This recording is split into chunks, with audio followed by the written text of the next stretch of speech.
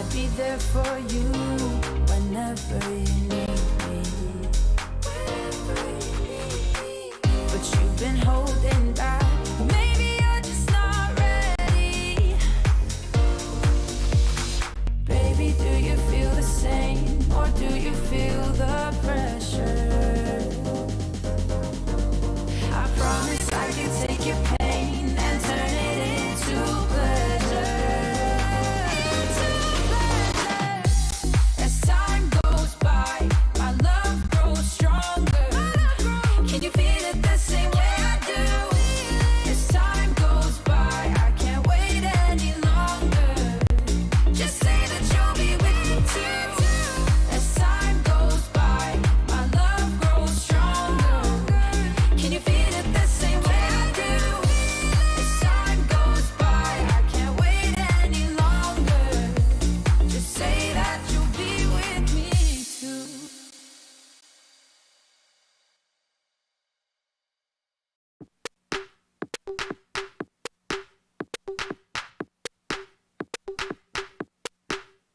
Deep minds, we were forced to be alone.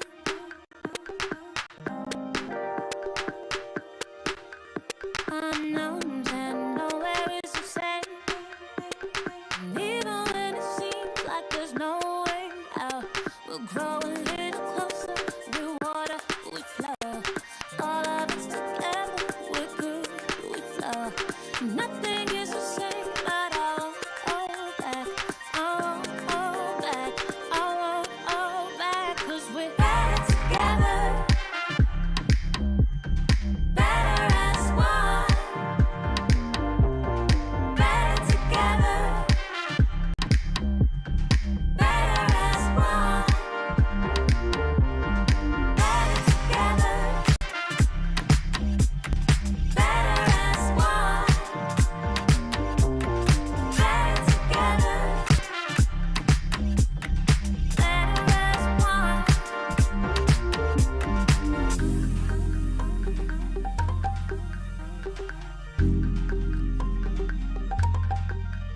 Deep minds, we were forced to be alone.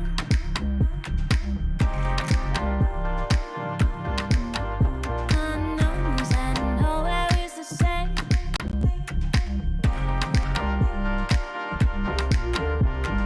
Grow a little closer, we're water, we flow. All of us together, we're good, we flow. Nothing is the same, but I won't hold back. I won't hold back.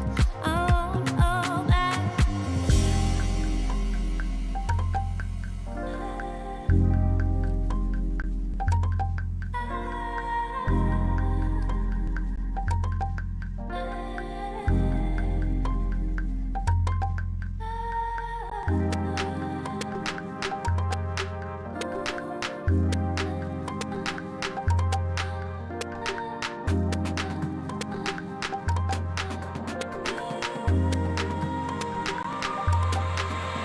Cause we're better together. Better as one. Better together. Better as one. Better together. Better as one.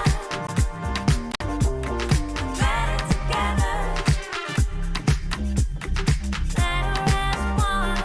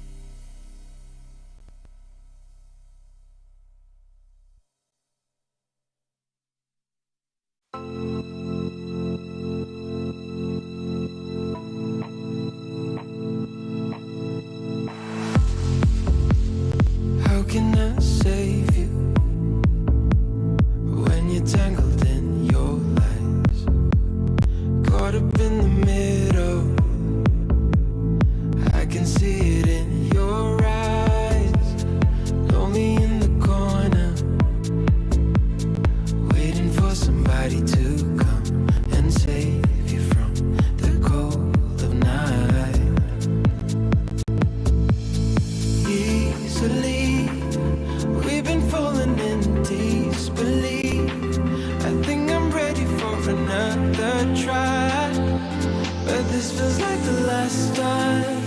So why did you say goodbye?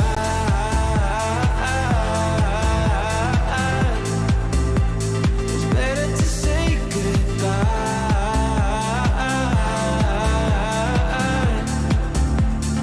Why did you say goodbye?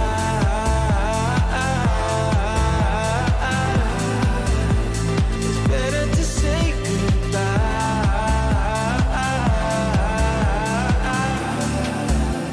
So why did you say goodbye?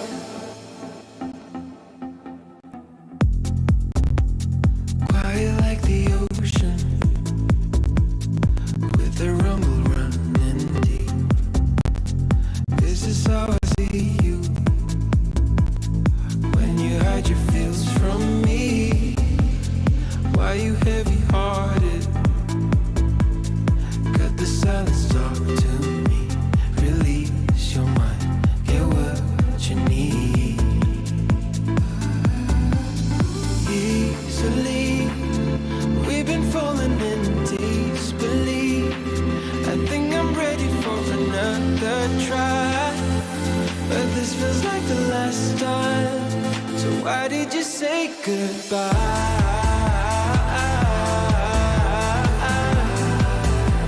It's better to say goodbye.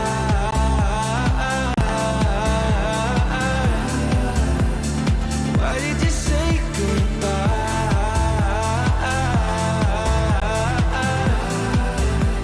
It's better to say goodbye.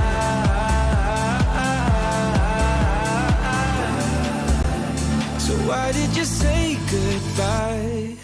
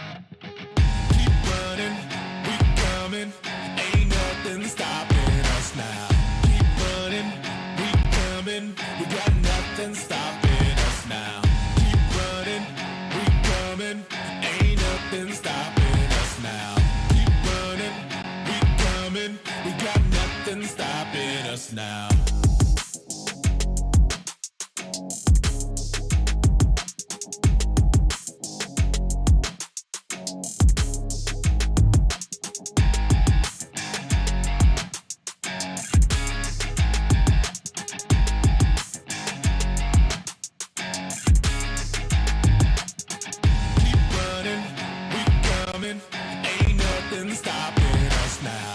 Keep running, we coming, we got nothing stopping us now. Keep running, we coming, ain't nothing stopping us now. Keep running, we coming, we got nothing stopping us now.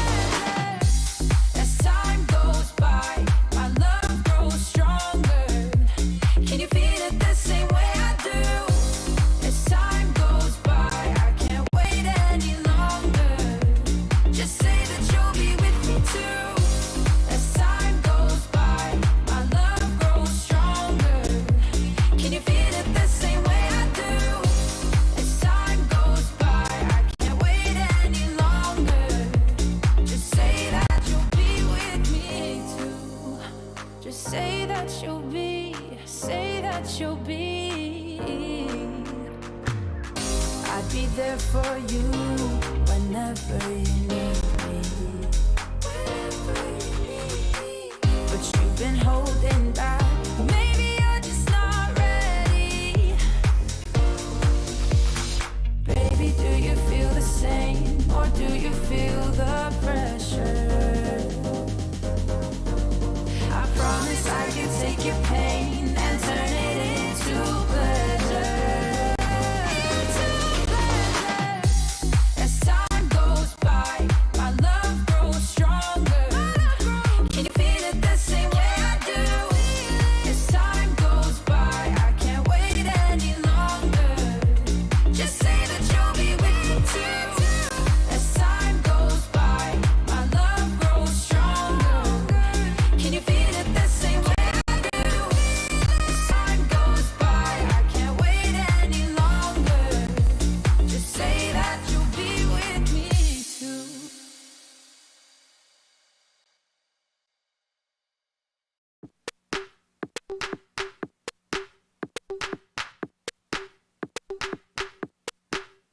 Deep minds, we were forced to be alone.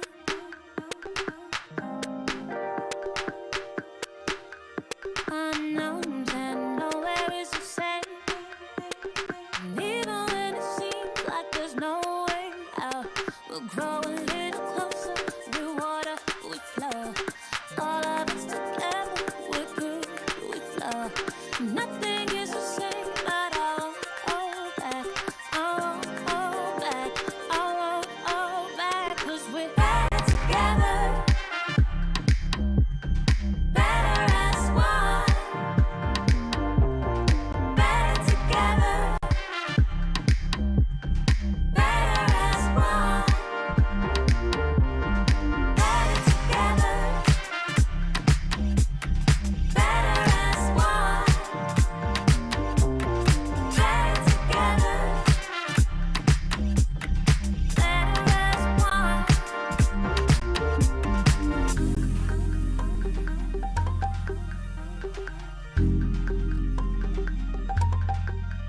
Deep minds, we were forced to be alone.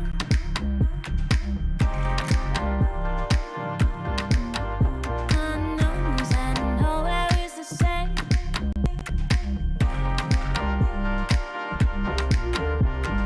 Grow a little closer, we're water, we flow. All of us together, we're good, we flow. Nothing is the same, but I won't hold back. I won't hold back. I won't hold back.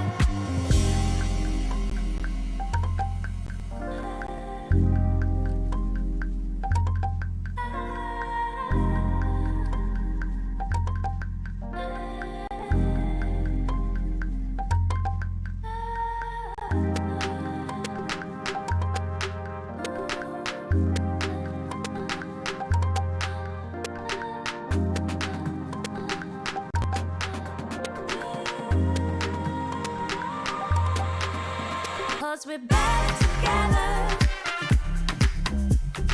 Better as one. Better together. Better as one. Better together. Better as one. Better together. Better as one.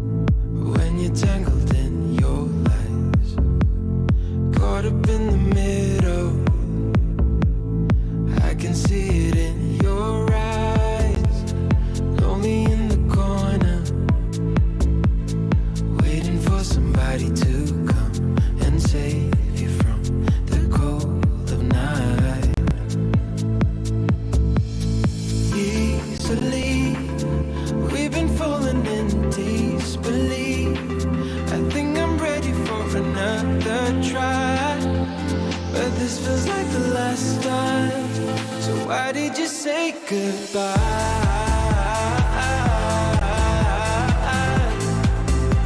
It's better to say goodbye.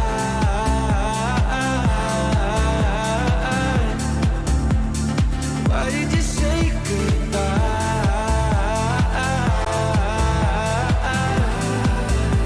It's better to say goodbye.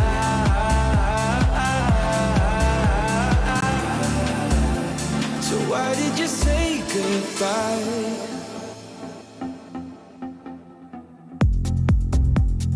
Quiet like the ocean, with the rumble running deep. This is how I see you, when you hide your feels from me. Why you heavy-hearted? Cut the silence, talk to me. Release your mind, get what you need. Easily, we've been falling in disbelief. I think I'm ready for another try, but this feels like the last time.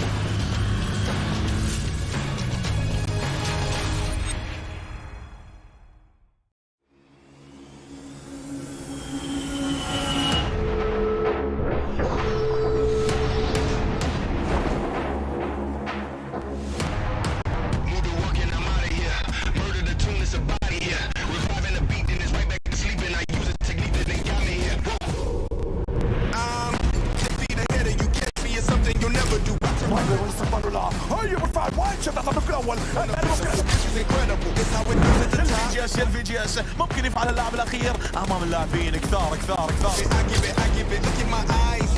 يعملها مؤمن ولا ما يعملهاش هي اليمين ولا مين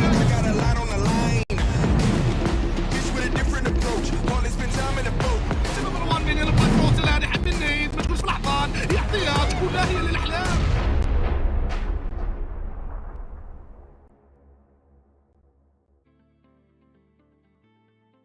Hello and welcome back, everyone. It is time for us to get into our third day of the PUBG Mobile Pro League Africa Fall 2022 season. And we're back with all the action the Africa region has to offer.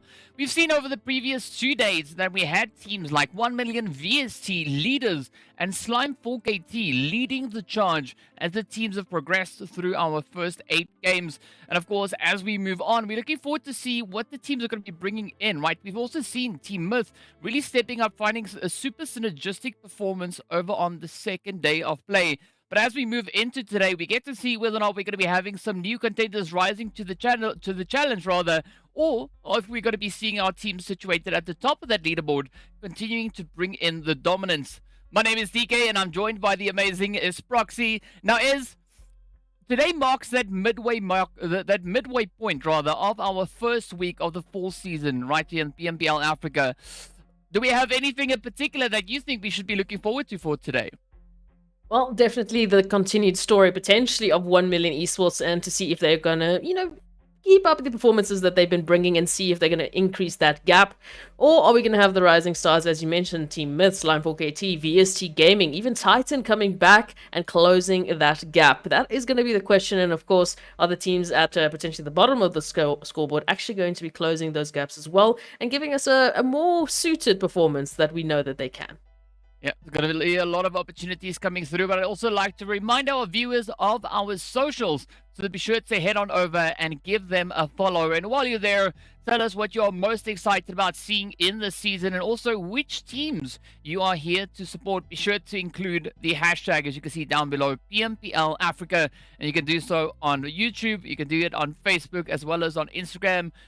And, I mean, there's quite a bit of excitement to come in here, right? Looking to see where the teams are going to be going. Today's going to be an absolutely day filled with action all over the place.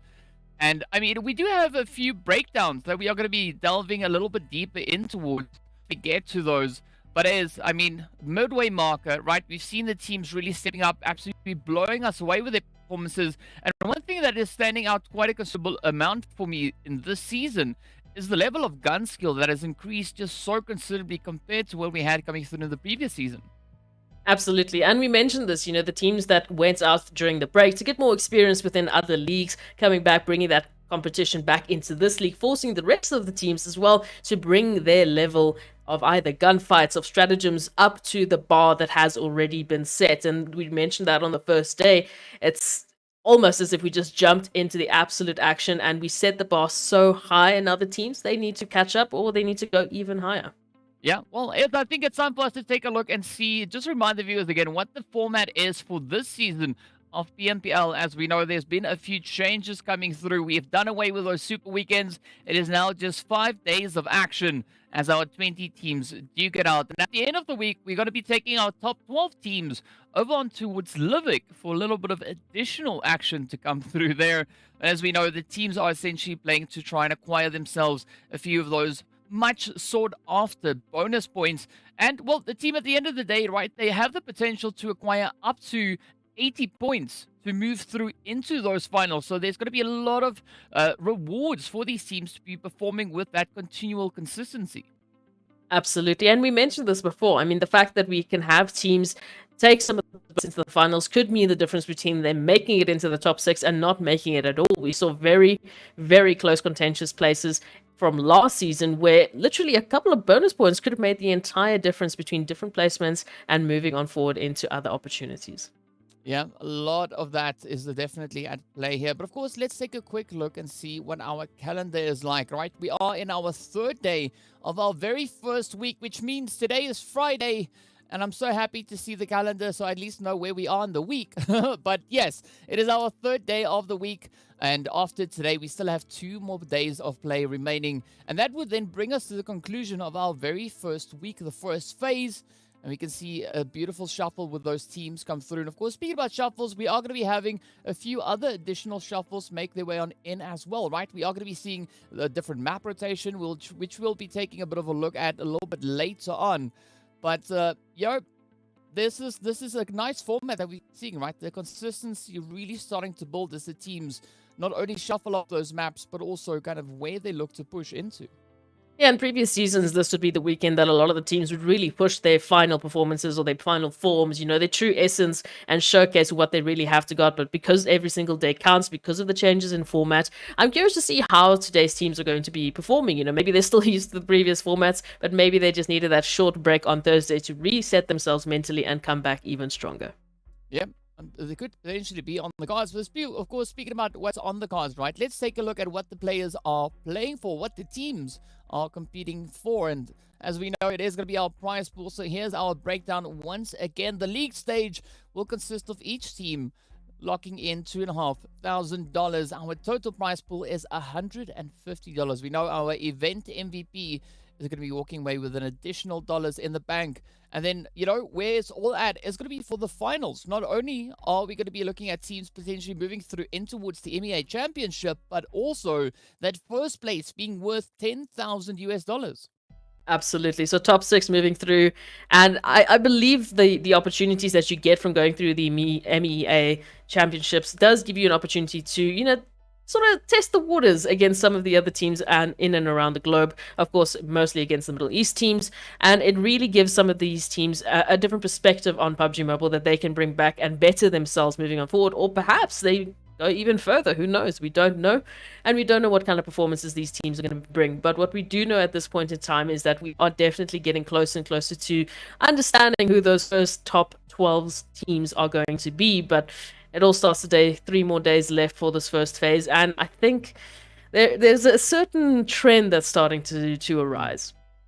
Yeah, and I mean, the trends we are able to identify looking at the points. So we are going to be jumping into the breakdown of that as well as we look at our large map point breakdown as well as over on towards Livik, right? The large maps, it's going to be the tried and tested point distribution, that winner chicken dinner being worth 15 points. It trickles all the way down to 13th to 16th place, where they're not awarded any points, but they can still make up for that with the 1 point being awarded per elimination, that the teams are able to acquire as they move in. And we've really been seeing, a few of our teams really capitalizing on the aggression, stepping up, and not only locking in an insane amount of those placement points, but really just topping it off with the extra aggression. Absolutely. And for some of these teams, that has been the saving grace for them to catch up if they didn't have those days of consistency. And that's what we've been, preaching day in and day out, is that the teams who are consistent are the teams who are going to continuously give themselves a safety net moving into this weekend, so that if you do not have the best of performances, it's fine. You've already set yourself that foundation. But for some of the teams, they've had to really push it in the last few days to close those gaps, to get into, that top 12 positioning. One of the ways that they've been doing that, and one of the best ways they've been doing that, is those elimination points. So very curious to see, obviously, that beautiful aggression, coupled with that fantastic gun skill that's been, improved over the seasons. And hopefully we'll see a little bit more from that today.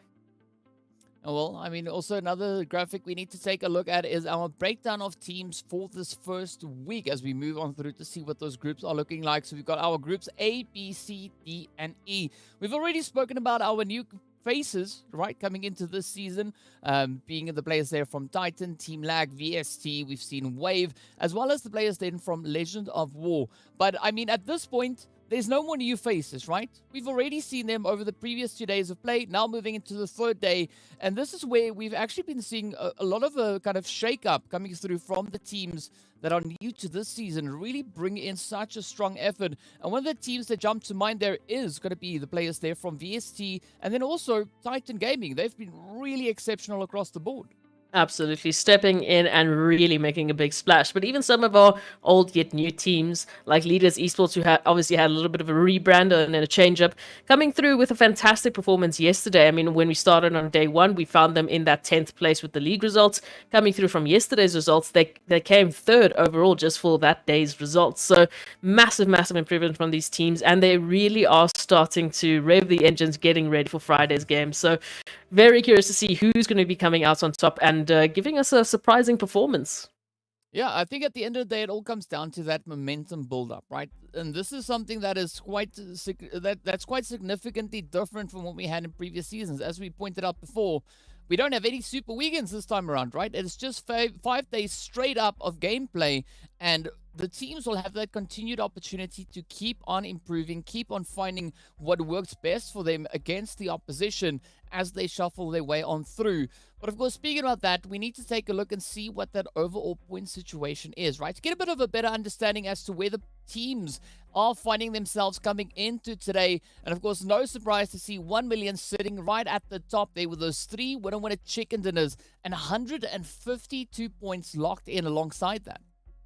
Absolutely massive. But also what's massive is those eliminations that they've been bringing alongside it. I saw on day 2, and I'll speak a little bit more about this later, but the top 3 fraggers just from that day were all from the 1 million team. So you can understand that they have absolutely been pushing these points. But of course, it doesn't just stop there. Slime4KT, VSC Gaming, and Titan Gaming, Seoul Esports, all of these teams have made fantastic performances and surprising performances as well, just out of the blue, dropping those winner chicken dinners and fantastic eliminations alongside them. And I'm very curious to see how these teams are going to continue that momentum moving into today as well. Of course, some of the teams have to work a little bit harder, especially when we look towards the the second page where that top 12 cuts off, who the top 12 who will be going through to Livik will be. But for the teams that have, come to this point so far, they've really been so consistent. And what a fantastic way to start the first week. Yeah, definitely absolutely amazing way to kick off this first initial week. But as we move on to our second page, we can see it's still very contentious moving in here, right? One round, Wave Esports only separated by 2 points. We've got Myth and Virtual Gaming, both teams on exactly the same amount of points. But this is quite an interesting position to see Virtual Gaming in, right? We know that they performed absolutely phenomenal in our previous season of PMPL Africa, but it doesn't seem like they've yet been able to replicate that momentum that they had coming into this season of PMPL. Yeah, it's It's scary. It's questionable, but we also have had those glimmers of hope that really do shine, like virtual gaming. The virtual gaming we know can shine. So I'm curious to see, because they also started a little bit slower in the previous league phases of PMPL Africa Spring, and then they came in with an absolute bang towards the later phases, especially towards the finals, of course.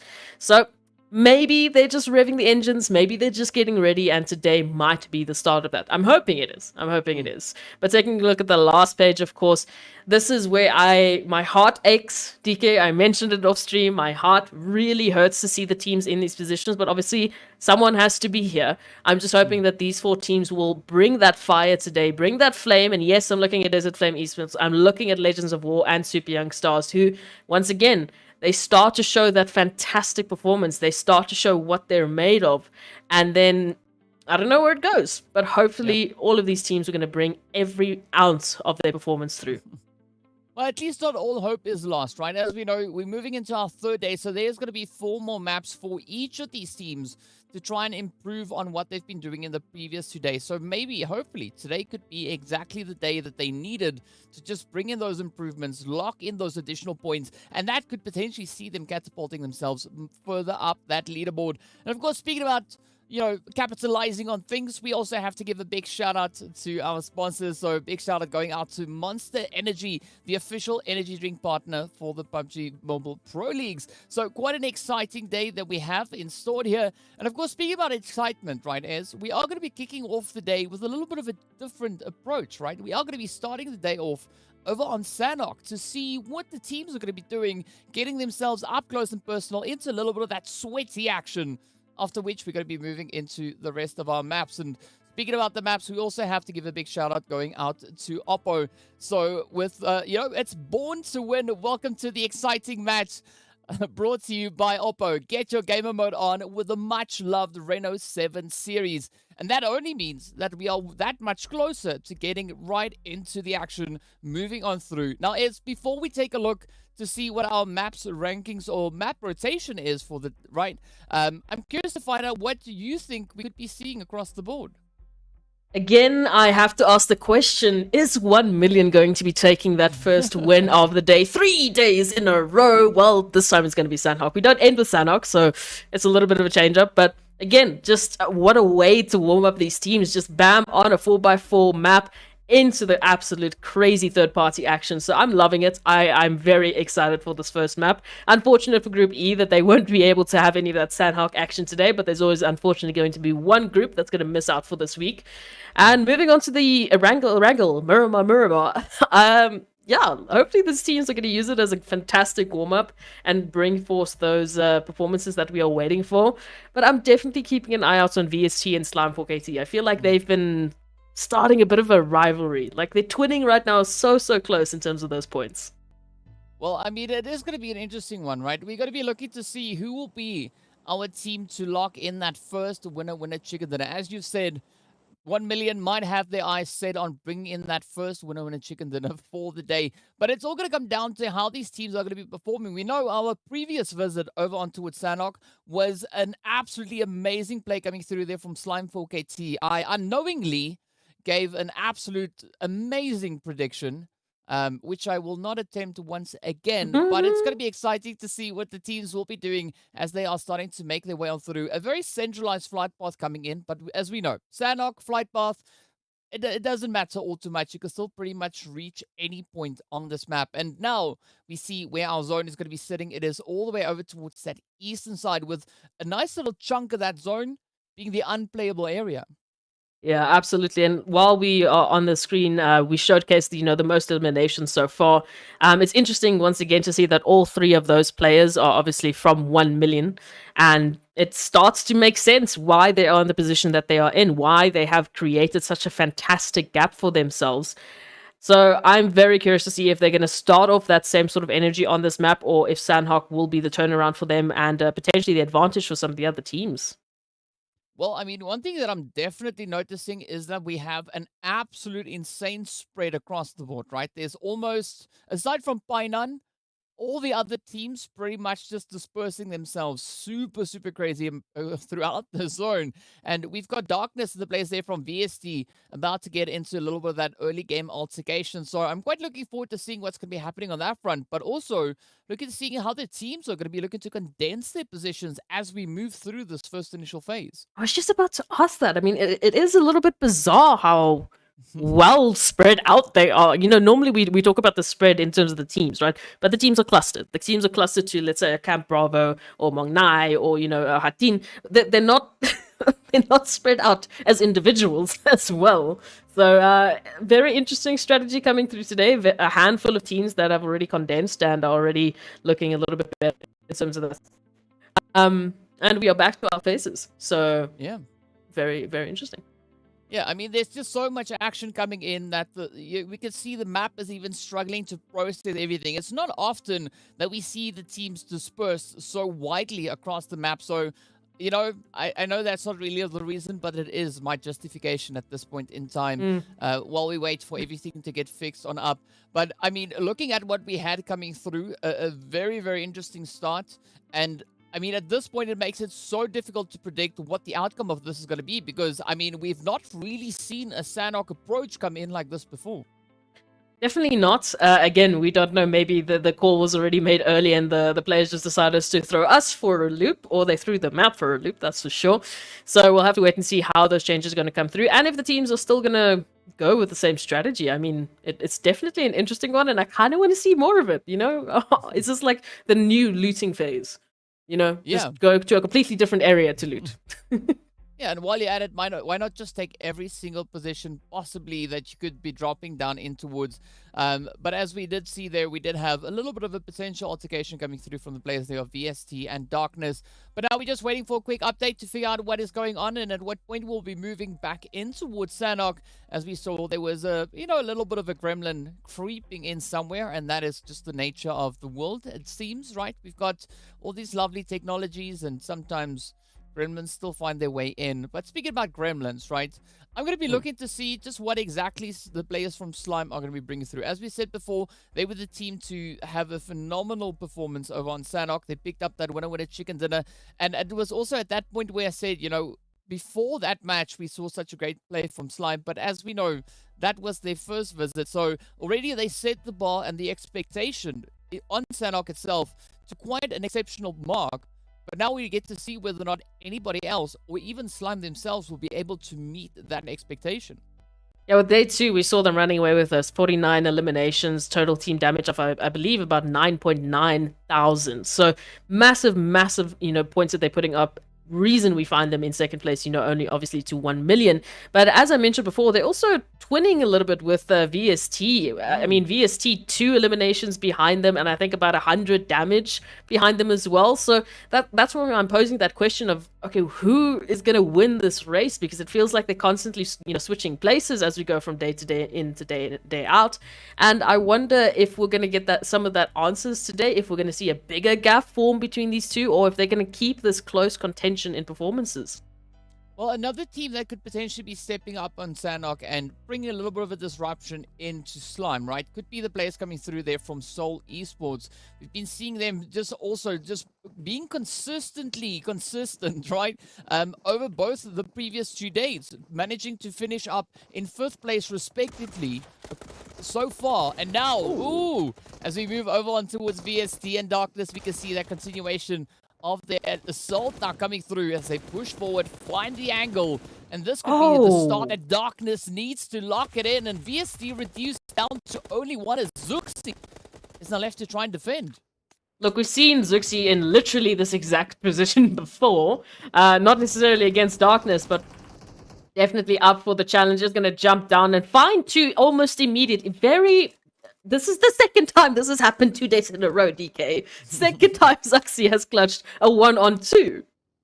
Well, I mean, no surprise to see such a phenomenal play coming through from Zuxi as we quickly take a look at that replay, the beautiful spray dance coming through. But what we did see in the meantime, right, is as the teams have kind of progressed into the next little bit of the game, they've really started to condense the positions, right? They're not as spread out anymore. A lot more of that, you know, kind of grouping up as the teams are looking to make their players and get themselves established moving through Sanhok. Mm. This is a bit more what we would expect, obviously. So, maybe the first map was just a little bit of a fluke, and a surprise to the casters. Maybe it was a warning flag. Either way, we've moved through now, already dropping that first team. So Sanhok, beautiful explosive start, and we're still finding Virtual Gaming and Mad Knight right now in a bit of an altercation. Gaddafi healing off the wounds, literally on the edge, hoping that they will be able to get out of the situation. The rest of Virtual Gaming, of course, is pretty well and healthy, except for One Shot, who is bleeding out on the floor. So, other than those 2 points, Virtual Gaming should be hopefully alright and be able to recover from the situation, because I do want to see a little bit more from them. So, with Mad Knight getting that confirmation, at this point in time, how do we see Virtual Gaming rotating out of this one? Ooh, I mean, it's going to be a difficult one to really call that, right? Because we don't really know what exactly is going on in their heads. But one thing that we do know is that the aggression between One Round and the players here from Seoul Esports are going to be now really starting to mount up, as it is Rauf just trying to peek underneath the building. They're looking for those opportunities, the angles. It is going to be a quick race coming through on One Round now. But I'm liking this off-position play coming through as well, right? Knight just a little bit further. Well, that's Eflex being positioned just a little bit further away towards the north. Slight elevation that they've got to play off of there. But let's see how this one plays out, right? Because we are seeing a few points of contention coming through, not only here with One Round and Seoul, but also a little bit further away. And unfortunately, Seoul gets taken down. The second team in this match so far. It's a very weird question. Darkness, I understand, have had a little bit of trouble starting off, and they picked up those 3 eliminations, so not at all a waste of a Sanhok. But immediately One Round and Legends of War are going to war over this location. So an immediate turnaround once again for One Round. They are sitting on 5 eliminations. I'm feeling like these teams have brought a little bit of that resurgence energy. We are getting question marks with teams going out, and One Round starting off really, really good. Yep, definitely starting off with an absolute banger of a play there. But as we now look to see that second phase take a bit of a shift, it moves more towards the eastern side once again, even limiting the playable area even more so. But as we can see, already situated relatively well towards that Kampong region, right? We've got Lag, we got Blackjack, and of course then the players there from the Super Young Stars, not too far away either. So now our attention turns on to Blackjack and Lag to see what they're going to be bringing on through. We know both these teams have competed against each other numerous times in the Africa region in several events. But now we get to see how they get to kind of play out the information that they've been able to gather on each other. And I mean, especially here for Lag, running with that duo of One and Gaga, it's a difficult situation and a decision to jump into any sort of engagement right now, especially when you find yourself, a foot down already in terms of numbers. But it will be an interesting one to boot. Arab Golden now jumping into the contention here with Super Young Stars, and so far it's not looking too great for Arab Golden. Yeah, but Arab Golden, they've also been showing some good determination, right? We have found them in some really interesting altercations in, Erangel and Miramar. But so far, Sanhok, it is going to be a pretty tough run there for Ban, as all the hopes now turn over to Sin, looking to see whether or not they can keep up the pressure. It is going to be Ban confirmed up next. And this is what the Super Young Stars need, right? They need that kind of consistent spray down, locking in the eliminations in order for them to secure a much stronger position on that leaderboard. Absolutely. Shout out to both Darkness and Super Young Stars, because they were one of the teams that we obviously highlighted as, the teams that need to bring that energy today. So Super Young Stars, obviously still an opportunity for them to go further with those eliminations, but so far both teams tied for 3, so we'll wait to see how that is going to change going forward. Sin, unfortunately, just going to have to play the placement game for the time being, and just being outside of Quarry has a potential to make a good rotation into the zone. We do see a few more teams moving in, with 1 million coming through from the northern side, left to their own devices, DK. Yeah, I mean, they are playing a little bit more of a separated position at this point in time, and I can't really fault them on that. But what we are seeing, though, are the teams that were situated a little bit lower down on that leaderboard really bringing in those efforts, right? Super Young Stars locked in those 3 eliminations. Now it's going to be the opportunity for the players here from Zero Tolerance to also look to bring in those plays. We know that they've already been able to secure themselves one winner chicken dinner, but unfortunately, they only have 29 points to the name, right? They can really look to bring in more of those, and they are yet to find an absolutely runaway play for themselves. Yeah, but I do like the fact that we are seeing these teams staying active, that we're seeing these teams, hunting for these engagements. I mean, even Lag right now, they are looking towards those outliers. They are looking towards any sort of stragglers that they could potentially get into something with. They will have to be careful though, because now they find themselves sandwiched not only between who I believe was Mad Knight, but also now Myth just behind them. So it'll be an interesting decision to try and make moving on forward though. I'm liking this Eastern zone because it is forcing these teams into some very awkward situations. Yeah, we gotta love these awkward plays indeed. And now it is gonna be Slime looking to just make a bit of a dash coming in on the edge, but up ahead, VST get taken right on down. Arab Golden Sin also in a little bit of trouble here. They need to find a way or position to rotate towards. It does seem like they are going to be looking to push more towards that southern edge. And fortunately, right, they are on that little scooter. So it is a little bit faster than running. So we could see them actually being able to secure a relatively decent position. But as we can see coming in over on towards that western side, it is going to be the players from One Round and Legends of War getting into a bit of an altercation, with Legends of War now being reduced down to only one remaining player. Oh no, this is not exactly how they would have obviously wanted this to go through, but Power Boy still in an opportunity here to maybe play for the placement game. One Round rotating on back, looking for those stragglers, looking specifically probably for Power Boy here so that they can confirm at least that we are in our top 13, top 12 rather, so that, the placement points are not a danger anymore. So that if you go out, you're not in danger of taking 0 on the scoreboard here. Already building up some beautiful eliminations, sitting on 6. So they have definitely stepped it up. Yeah, One Round definitely looking to kick off this first round with an absolute, stellar play coming in. And who knows, maybe they could find that play on towards Power Boy. But essentially, it looks like they are going to be trying to just find a good rotational path in towards the zone. Meanwhile, we do see a little bit of aggression being shown elsewhere on the map as the players here from One Round continue to play. There's nothing really putting any potential halts to the rotation coming through there from One Round, especially looking at that western side. So it could be a nice, healthy play.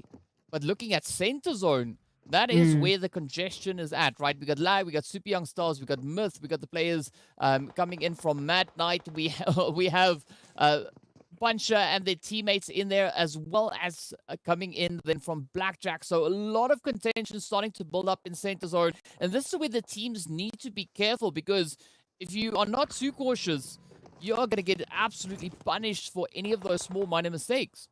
What's even scarier is that we have some of our resident absolute fantastic teams that have started off with such a bang. They've been quiet. Now they're going to start bringing in those eliminations. I'm looking at Titan Gaming, who up until now hasn't picked up a single one, and now these engagements are going to start kicking off. Yeah, it's going to be the clash of the Titans. Up they come. The shots now starting to fly in. Molly's all over the place, but Myth also in the swing of things. We can see those third-party hits coming through. Meanwhile, Teak steps up, finds the head up into Wiscola, and that is at least yet another point locked in, right? You were talking about those eliminations being needed, and it seems like they are going to be taking aim at Mad Knight, right? Tyson could be the next target for them, but a very spread-out position coming through here for Mad Knight themselves. Yeah, looking to get those flanks going in, managing to cover as many angles as they possibly can, but I mean, these mollies are just so on point. Amawin now in a position of recovery here with the Beast, trying to just keep the numbers intact. Yeah, well, I mean, we'll see whether or not those efforts are going to pay off, and will they be able to secure this compound for the time being. Instead, they need to try and, kind of fix up the situation. Amawin is well, they've been putting in so many shots. I'm not quite sure where I was trying to go with that one. I saw the flames and we go like, oh, Amawin is lit. And then I was like, oh, well, I failed at that one. But we know that we've got the Beast also right there. The Beast also being quite a formidable player, right? Super skilled when it comes to utilizing those weapons. But now they're going to have to try and face off the full squad of Titan, keeping a very tight position on the place here from Mad Knight. Absolutely looking to snuff out those stragglers, which is exactly what One Round has just done with with Legends of War rather, but Ammo Win taking a nade right to the face. Yeah, nothing is going to save you from that one. The Beast now left to their lonesome devices to try and figure this situation out, or potentially just make a duck for the buggy and get out of the situation to keep those placements still in play. Of course, the rest of the teams now, they're hearing all of this, contention. They're hearing all of these gunshots going back and forth, and they feel like they want to get a piece. And Myth seem to be rearing their heads in favor of picking up Titans here. I mean, Myth have already established themselves quite formidably in that zone, right? Taking smack dab center position, quite a few buildings that they've already been able to occupy. And now it's going to come down to how they are able to utilize that, right? We can see a little bit of movement coming through on that front, but they need to now watch out for the Titans because they've already come in swinging so hard, showing quite a bit of aggression as they've just been pushing further forward. But what I'm also liking is if we look at that map, right? Because the players from the Super Young Stars holding on towards that southern position, and Lag and Slime are yet to push up from the southern angle. So that could be an extra little bit of capitalization coming through now for the Super Young Stars. I am loving the situation they're finding themselves in, and I do feel that they need to just push it a little bit more because, again, I want to see more from them coming through. But keep their caution, keep their stratagems. Let's see what they have in store for us. In the meantime, the duo of Team Lag are looking at Slime 4KT and saying that they are not afraid to take on Slime 4KT in their potential resident map. I mean, like 1-9 just looked at this whole situation, was like, what, 2v4? Sure, let's go for it. Sends out that nade, finds the knock, and now it is going to be up to Slime to see if they can find some form of retaliation play here, as that blue zone has just caught up with them. And they've got quite a bit of ground still to cover to get themselves secured moving into this next phase. And the situation they find themselves in, obviously Lag in a prime position to just contain Slime 4KT, who just made a dash for Kampong, trying to get that rotation into zone away from Team Lag. They need to get into zone one way or another. Of course, we're down to our top 12 teams, and Myth still sitting pretty in that just three-way contention there with Titans and Mad Knight. Oh, but look at the play now, right? This is going to be Slime trying to sneak on in. Unfortunately, Plaza trying to bring in a bit of a flank, moving through Kampong. It's going to get spotted out as Blackjack is quick on the trigger there. And with that, it is going to be Koa also getting traded on down. But I'm liking this kind of defensive position being held here by Blackjack, right? They've got the elevated position, but now they need to be quite wary of how they play this one out. Because 1 million have moved in right alongside them. We can already see 1 million taking a few hits as well. Oh, just everyone is taking some damage here, and no one is exempt from the damage, from the targets that are going to be placed as we move into the next phase of the zone. And of course, it's shifted, not quite zone blessing anyone, but Myth is Super Young Stars and Lag can make a quick dash and find themselves in safety. In the meantime, Alpha Luigi might be left behind in the blue juice to do a little bit of that heal off. Yeah, they definitely could be looking to pull off exactly that. But one thing that I'm going to be looking at, especially in seeing that this blue zone is closing on forward, right, is not only, the sprays coming through here from Alpha Luigi onto the players from Titan, but also where are they going to be looking to push in towards, right? Titan putting up such a formidable defensive angle here. Quick on the reactions as Alpha Luigi also then gets traded down, but we did see that quick response coming through from the blue zone, and actually those off-angle reaches starting to rain on down. But 1 million not looking too phenomenal at this point, still quite a bit of ground to play at. But 1 round, they are going to get taken right on down with double digits to their name. 11 eliminations? Okay, 1 round, you have officially stepped up. Virtual Gaming as well going down to 3, and as we move on, it is a very big question mark as to who is going to be taking this further, because Myth now turning their attention here to 1 million esports, our resident taking the first map team. So I don't know if they're going to be quite in contention moving on forward. Myth, on the other hand, they are looking absolutely stellar. Well, they are looking pretty stellar with regards to their numbers, right? But if we talk about position, Lag is looking pretty golden. They've got that elevated angle. They are the only team situated within the zone. We can see that push now coming through from Myth, trying to get that entry point kind of set up as Farok is right on the front line. But this is where Farok could actually get caught out, seeing that we've got Blackjack right alongside them, situated towards that eastern edge. And this could be a little bit of that third-party play at stake here. Ooh, I am loving these situations. Myth, in the meantime, are taking quite a bit of damage while Titans get confirmed out of the map with 7 eliminations. So, again, this elimination spread has been quite equal. Everyone has been jumping at these opportunities, but currently the leaders are Super Young Stars, who are still alive and in it for the count. Oh, Ramsey just not looking away from the challenges here, DK.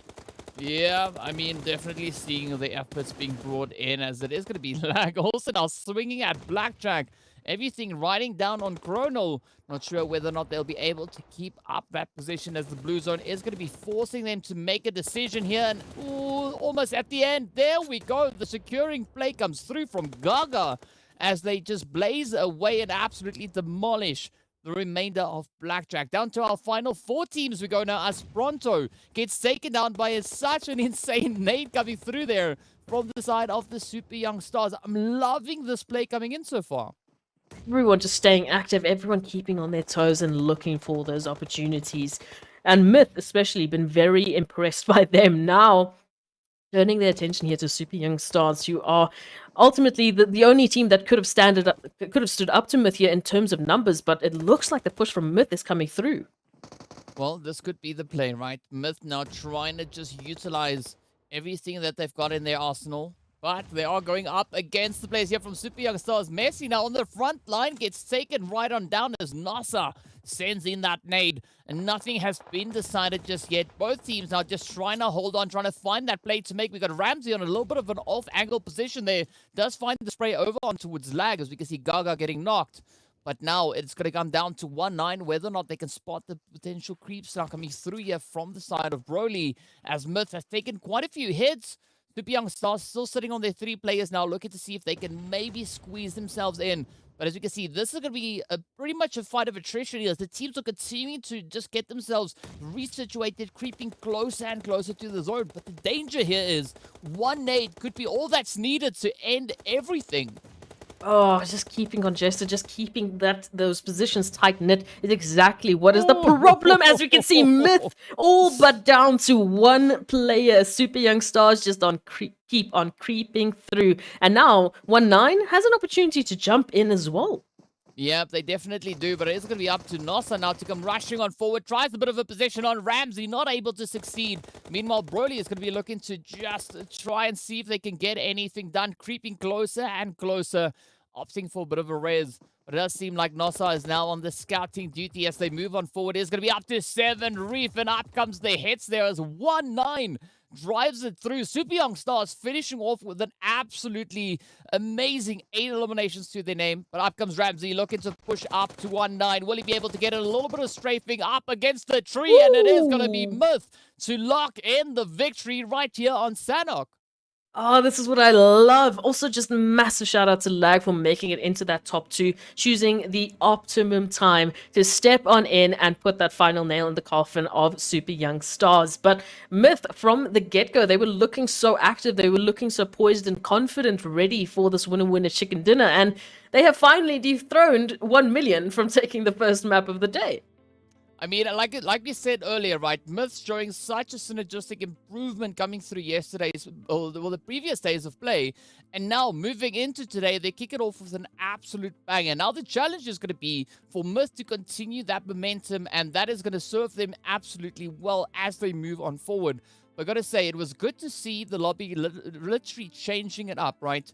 We were waiting to see whether or not the players there from 1 million are going to be locking in yet another first game winner chicken dinner. We know the answer to that now, and that's going to be no, because they got taken down super early on. Absolutely. And it's interesting to see how many teams that we were talking about VST, Slimefall KT, Titan Gaming, 1 million Esports got taken out earlier on and put us in a situation where we were like, questioning, okay, who's going to be taking this? Who's going to be bringing this forward? Lag, once again, beautiful position for them to jump in. And even like Super Young Stars jumping into those eliminations, we've been seeing such a jump, an immediate jump of these teams stepping it up today.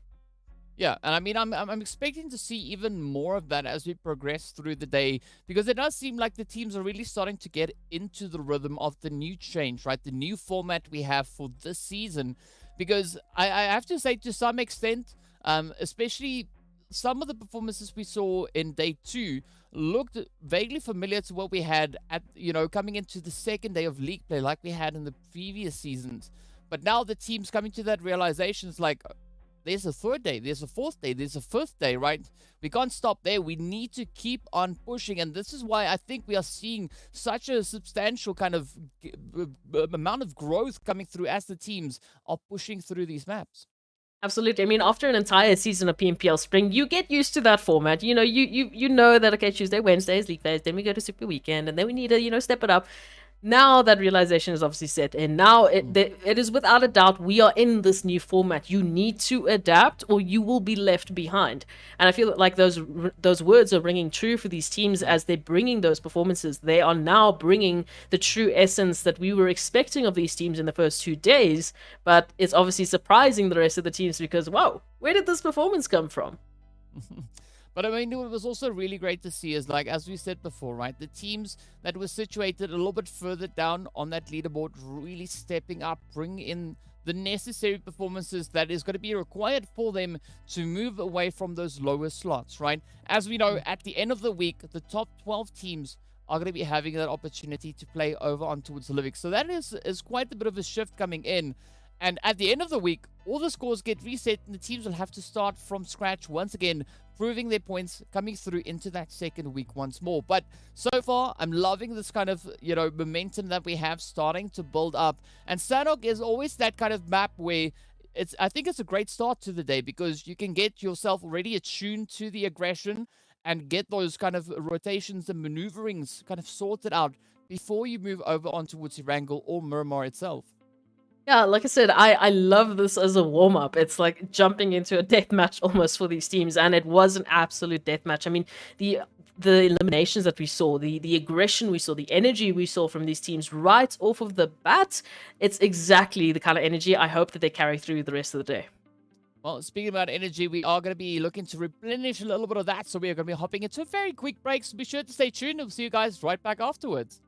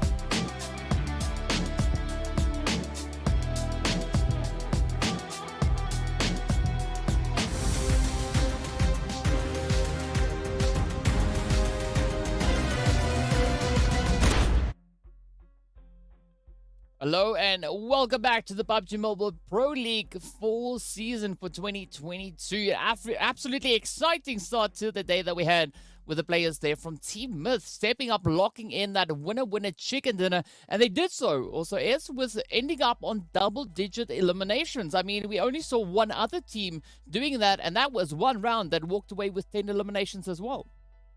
Again, these teams stepping up when we need them most. And I feel like, as we mentioned, the format change and the way that they need to continuously push, has finally set in. And they're bringing those performances to us. They're showcasing their true essence and their true forms as we move into the second map. So I just want more.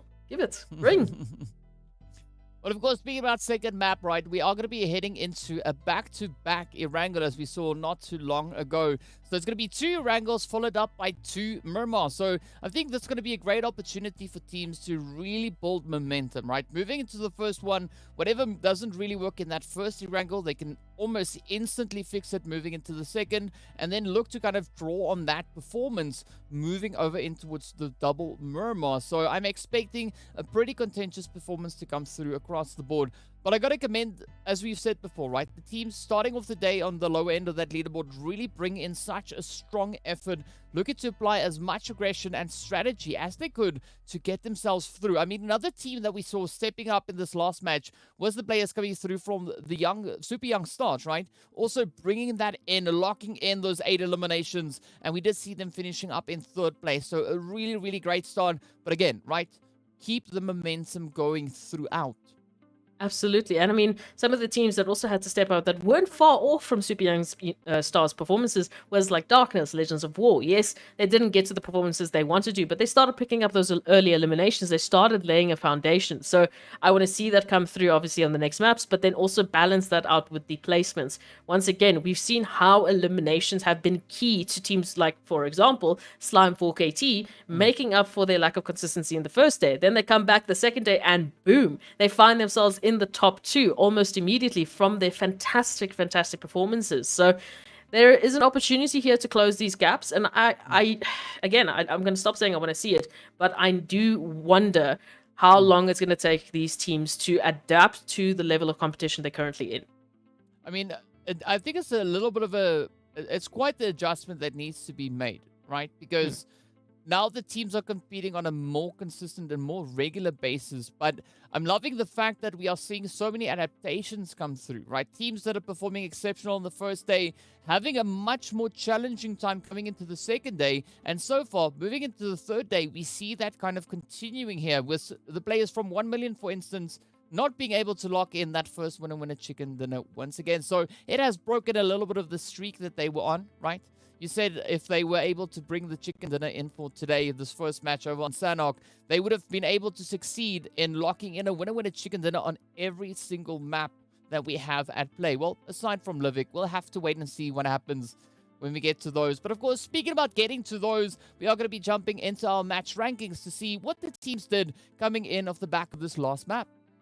Ooh, and look at those eliminations. Team Myth and 1 Round Esports, of course, picking up those double digits.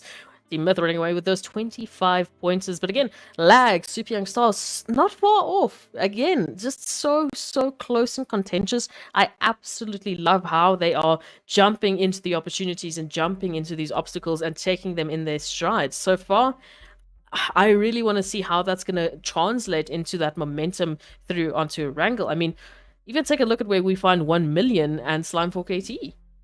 Yeah, I mean, it's definitely a little bit of a change up, but as we said, right, I'm loving these changes coming in. And of course, we need to take a look at our second page to see what the continuation is, as we have 7 points coming in that 7th and 8th position.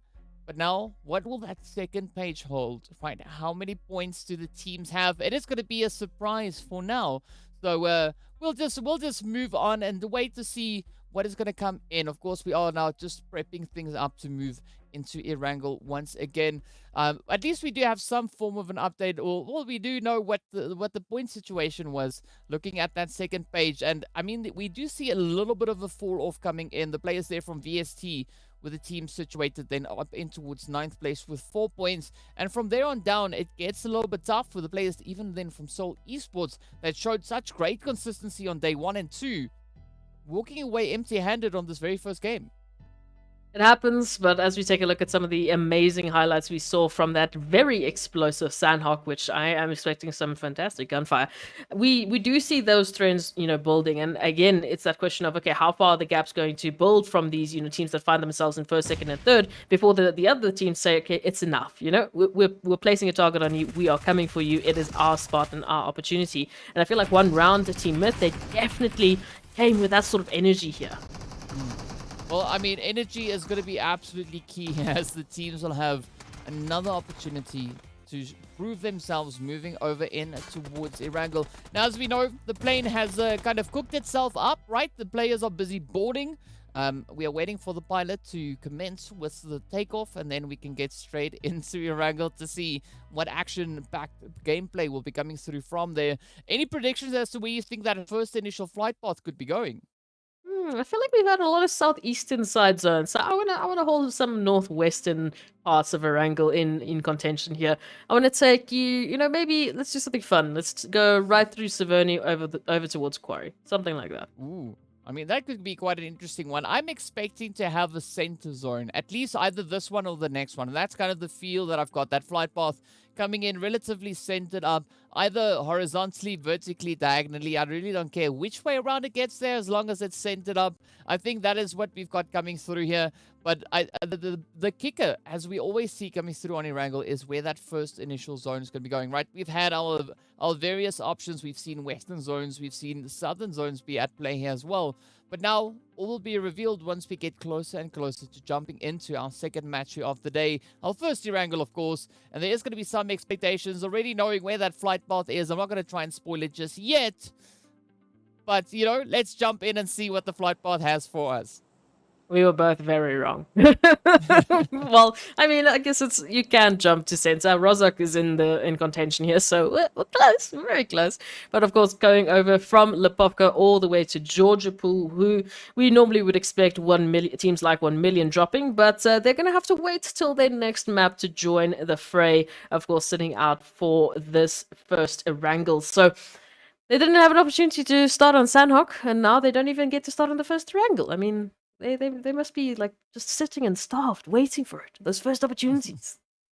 Well, I mean, it might be missed opportunity for one team, but it could be a grand opportunity for another, right? And as we look at our damage bringers right there, is going to be Kao to be sitting right at the top, 4,000 damage already secured ahead of Senke.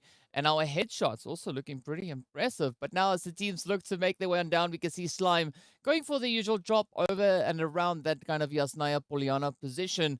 But a little bit of a spread, right? I think this is quite healthy, but we also could see the players there from Titan and Soul finding themselves in a bit of a challenging play as they are moving further down towards the southern edge. I'm actually surprised to not see the players from Desert Flame pushing towards that southern position towards Farm.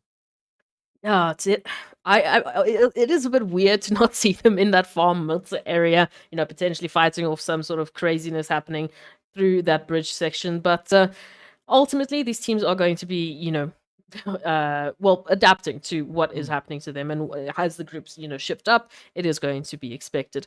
Once again, we see Super Young Stars there towards Severny. Last time they met Virtual Gaming there, of course. This time they don't have to potentially worry about that for the time being, as we do see, once again, a few shifts in that dynamic. This time, we find Virtual Gaming all the way to Lipovka. They were one of the first teams to drop. Well, speaking about drop, right, we have that altercation coming through in towards Pachinki, as there is going to be VST or having one of their players already knocked and confirmed up almost instantly. That is quite a devastating blow getting shot in right there. But now we get to see what the players here from Arab Golden and Lag are looking to bring in as they move into our bread and butter map here.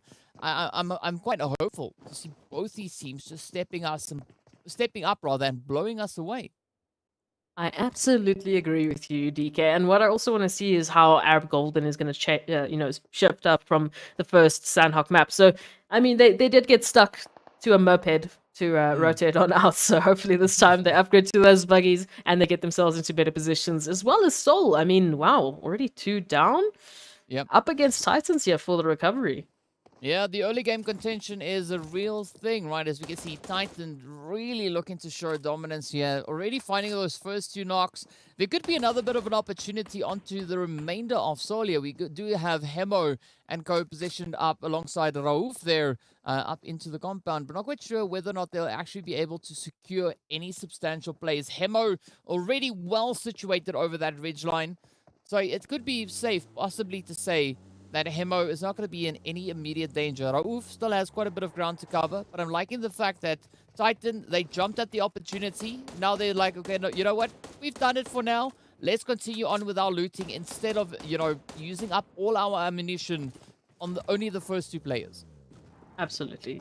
Just keep in mind just the consumables, just all of the, utility that you have to work with, and let's make sure that it lasts. Sustainability is clearly what we're talking about here. But it's all esports now. Rauf in particular, I feel like they are being hunted. they literally are being driven by and just taken down. Wow. That is quite the drive-by to start off our day. Well, if you ever wanted a team to make you swallow your words, that is what just happened. I was saying Titans go on looting, and instead they look to get aggressive. But yes, it is going to be the players then from Seoul reduced to only 1. It is going to be Hemo left to try and survive for the remainder of this match. As we look to a little bit more of a spacious position, right? We can see the players here from leaders that showed great potential yesterday. We did see them really just, raking in those points in a little bit of a spread coming through into Wood School. For the time being somewhat uncontested. No one really in the vicinity for them to be too majorly concerned about. But just north, up in Rozok, we have the players from Wave in a very similar kind of position. I feel like it's been so long since we've seen some school action. I feel like we don't really often get the opportunity just to jump in here and just be like, what's going on? I remember just jumping permanently, hot drop school, hot drop school, hot drop school. So it's just nice to, sometimes just see it. It's like, hey, it's been a while. It's been some time. Did you hot drop school like all the cool kids? At least once. I mean, I can't really give you an exact number, but I'd say at least once I've been there. But that is, we can reminisce on that because we don't really see all our hot drop locations of old, really being played all that much anymore. The dynamic keeps on shifting. The strategies from the teams keep on changing. And I think that's quite exciting though, right? Because every time we come in, we have the opportunity to see where the next point of contention is going to be. Where are the teams going to be looking to prioritize, and how are they going to be looking to bring in those upsets? No, absolutely. Like we literally don't want, like 5 or 4 teams to hot dropping school, please. Not in PMPL. We need sustainability. We need teams getting into those final phases. But actually speaking about school, we do have leaders actually taking a little bit of a drive-by right there. So jumping into a potential opportunity of either joining Darkness or saying hello to Slime4KT. Interesting one to see how that's going to turn out. And the rest of the teams as well, just keeping about their wits right now, trying to get themselves looted up, and so far staying relatively safe after that initial burst of craziness we had. Yeah, I mean, but that is kind of just the early game play that we see coming in time and time again. But speaking about positionings, right, we do see the players from Darkness taking some good occupation of smack dab center zone.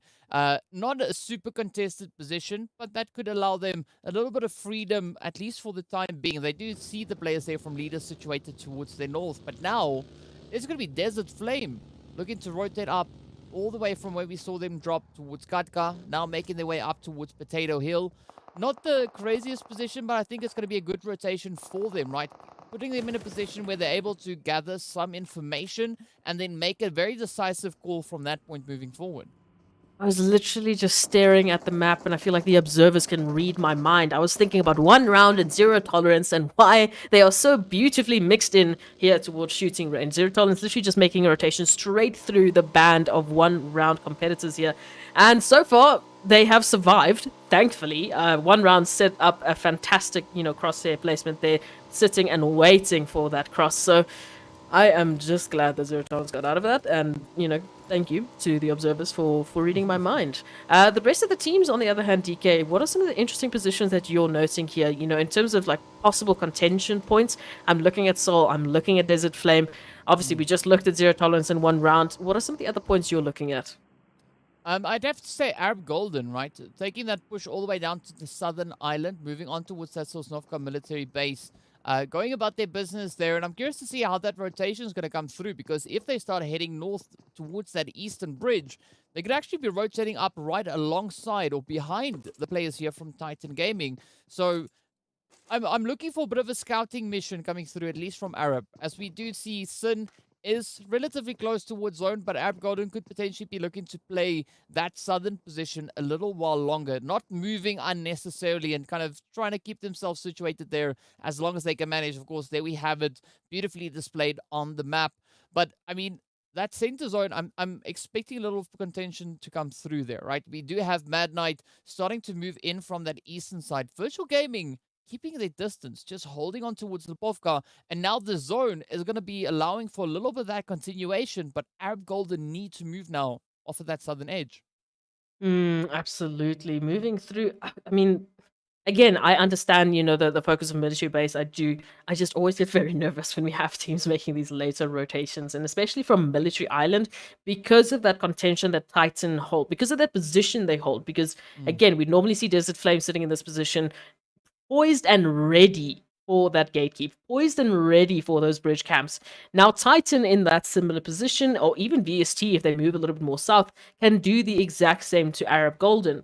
And unless a rotation is in, the realm of possibility, it's yeah. Well, we know how those bridge camps go, so we'll see how that's going to pan out. Triple Esports also now joining the fray alongside One Round and Zero Tolerance moving in from the southern point. Zero Tolerance a little bit more reserved in their rotations. I feel like they're still holding to those outskirts, potentially wanting to make sure they don't have the same thing happen as One Round, firing on their backs.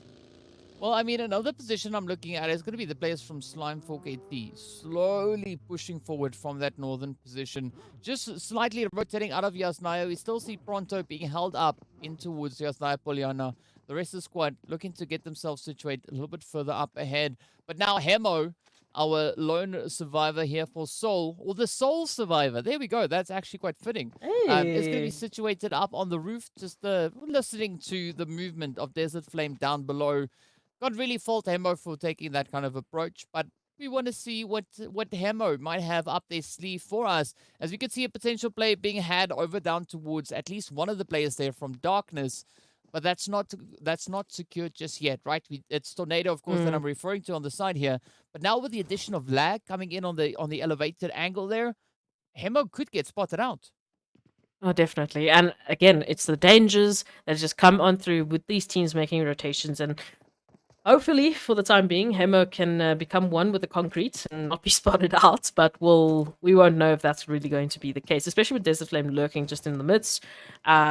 There's plenty of opportunities, as you said, just with teams spotting each other out, lag just behind them, then Darkness and Mad Knight, and it continues. This trend is going to be continuing as these teams condense into the next zone. Darkness now keeping their eyes poised. I do see Shadowin just on the edge with a very low HP bar, so wondering how they're going to be getting themselves out of that one and moving on forward into this potential two-way congestion here between Mad Knight and Darkness.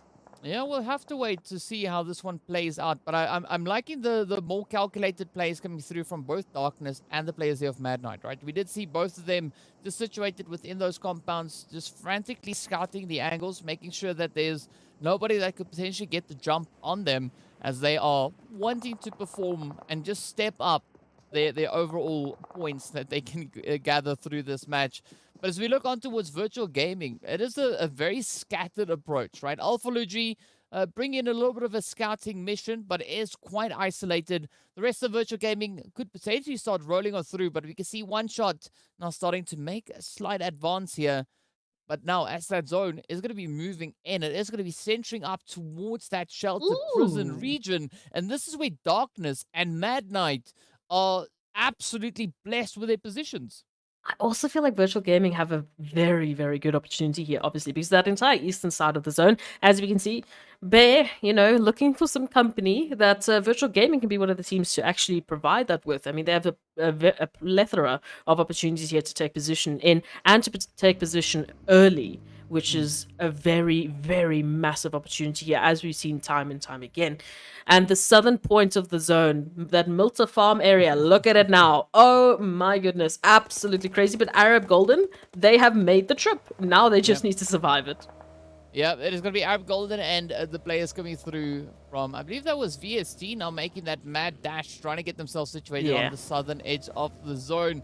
But we see a very similar kind of play happening over towards the eastern side, right? The players there from Leaders, Esports, actually beating Virtual Gaming to the punch, rotating in on towards that eastern side. And they could be looking to get themselves situated on those cliff sides, just on the edge of Prison. But now, VST looking for a bit of a place to call home. Pretty close to that lumber yard. I wouldn't be surprised if we actually saw them rotating in that direction. But now Darkness going to be feeling the pressure as the super young stars come rushing straight up down in towards the shelter region. Oh, it's such a catch-22 because yes, it provides you brilliant cover from the back, but if you have a team that just lands to that entrance and decides, well, you are not leaving this bunker, it becomes a whole different story. Hopefully, for the time being, Darkness can keep themselves out of that situation. Super Young Stars, once again, very much keeping my eyes on them as well as Wave. They have been so interesting in their performances as of late. So we'll have to wait and see how this is going to shape up. But yeah, it looks like they're also just adopting the bunker strat for now. Just keeping safe, DK. Just keeping safe. Yeah, well, the team's really keeping the dream alive here, as we can see. Super Young Stars, Darkness, putting up quite a bit of a contentious position here.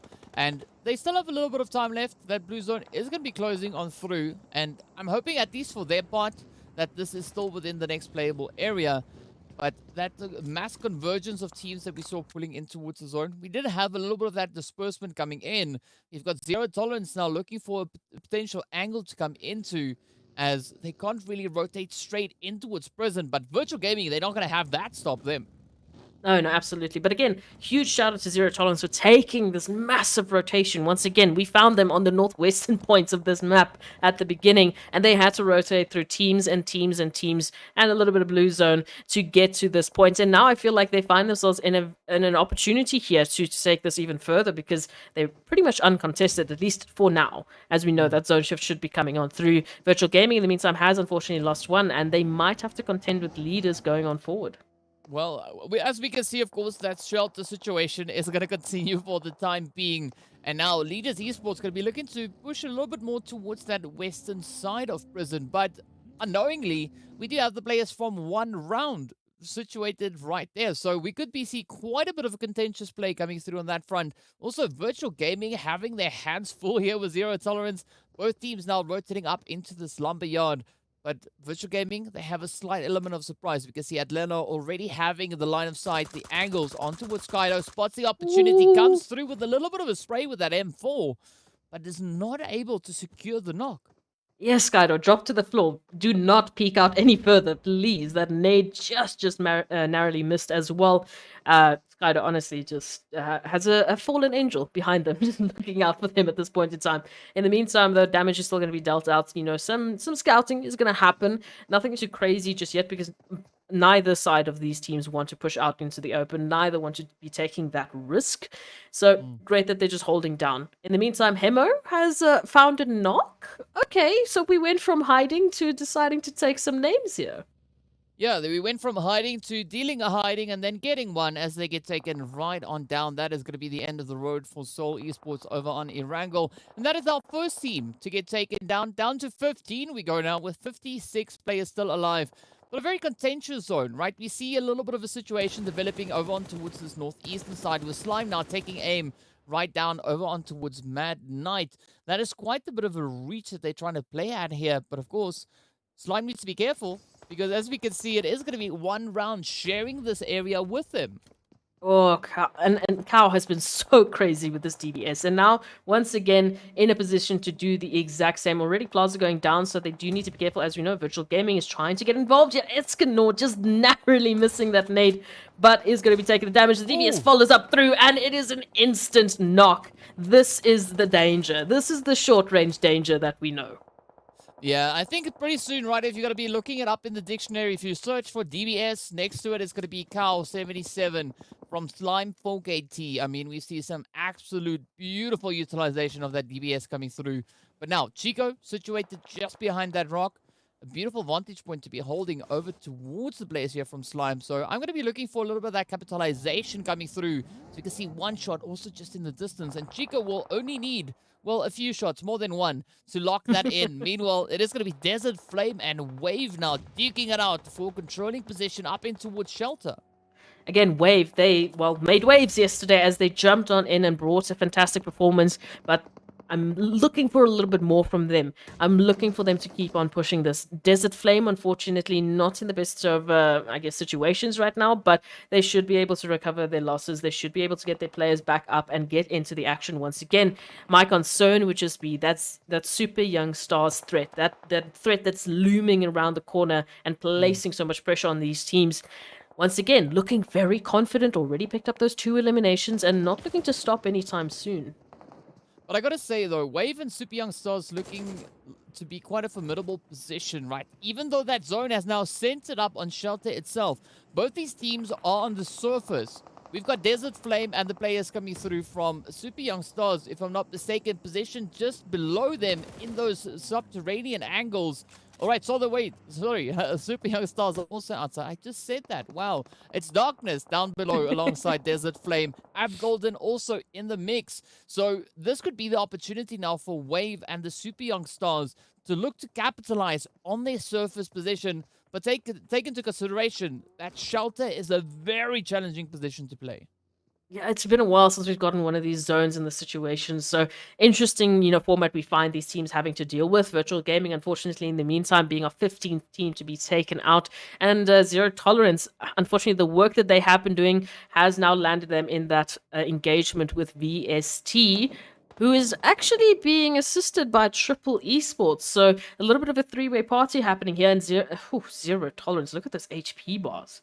Yeah, definitely not looking too fantastic there. There's going to be a lot of pressure now on Lord as that blue zone is going to come swooping on forward. Skydo, fortunately, in a position where they can lend a bit of a helping hand. But we can see Abood now also trying to do exactly the same. Quite a bit of a back foot that they've been put on here.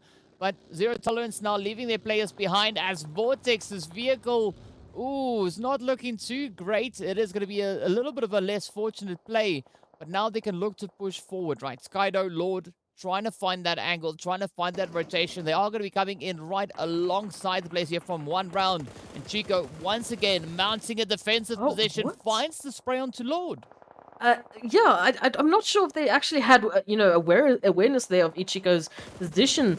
I mean, they obviously saw E-Flex, tried to get that angle right, and it didn't just quite work out. So now scroll down to Skydo here to hold the line, and Chico is down, so at least a little bit of revenge is immediately there.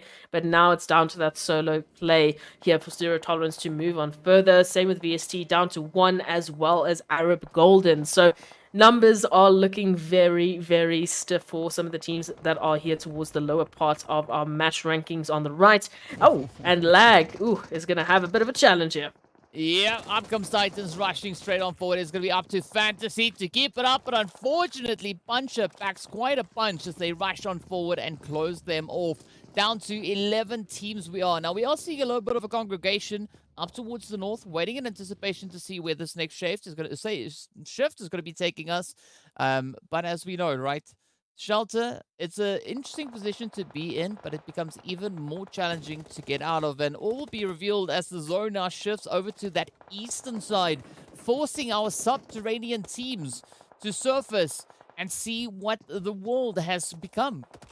Look, it has been a gamble to go underground, and now, well, as you mentioned, they have to just remind themselves of what the surface of Erangel is going to be looking like, and it is not going to be a pleasant one here. Just look at the trick that they need to make to get into the zone. It is going to be so treacherous here for these teams. Triple Esports now turning their attention here towards Titan, who have been one of the later teams, unfortunately, that are going to have to make those rotations because they are very far off. And Puncher is out in the open, ready for the pick'ems. Like I said, I really like this position coming through from Triple Esports, right? Really reading this one quite beautifully.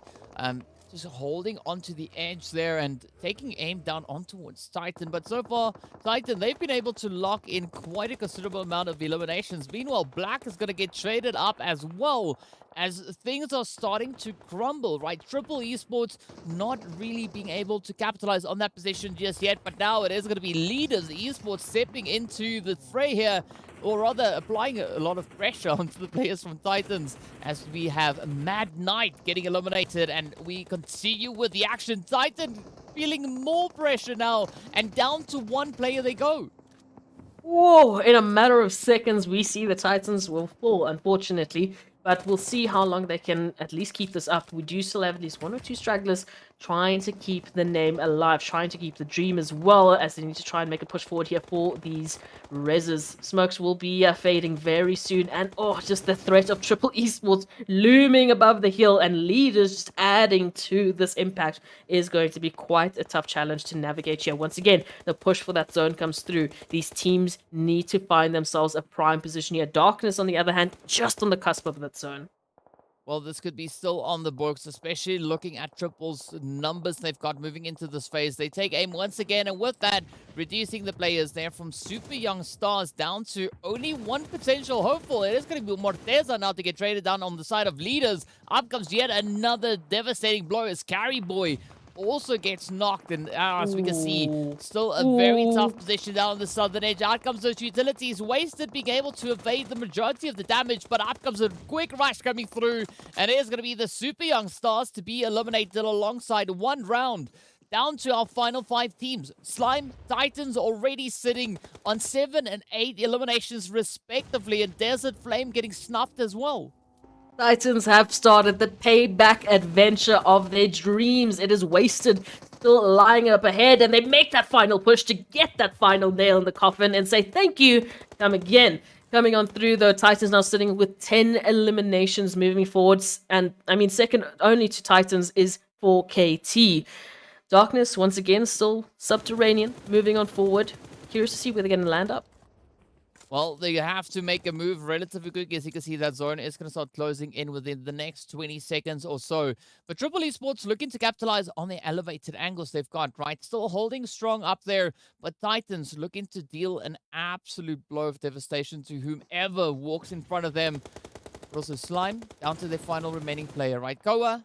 I don't think that DBS is going to serve them all too well at this range, but it could change up once we move a little bit further up ahead. But there we go. DBS comes into play once again. Oh, Koa taking quite a bit of damage in this one.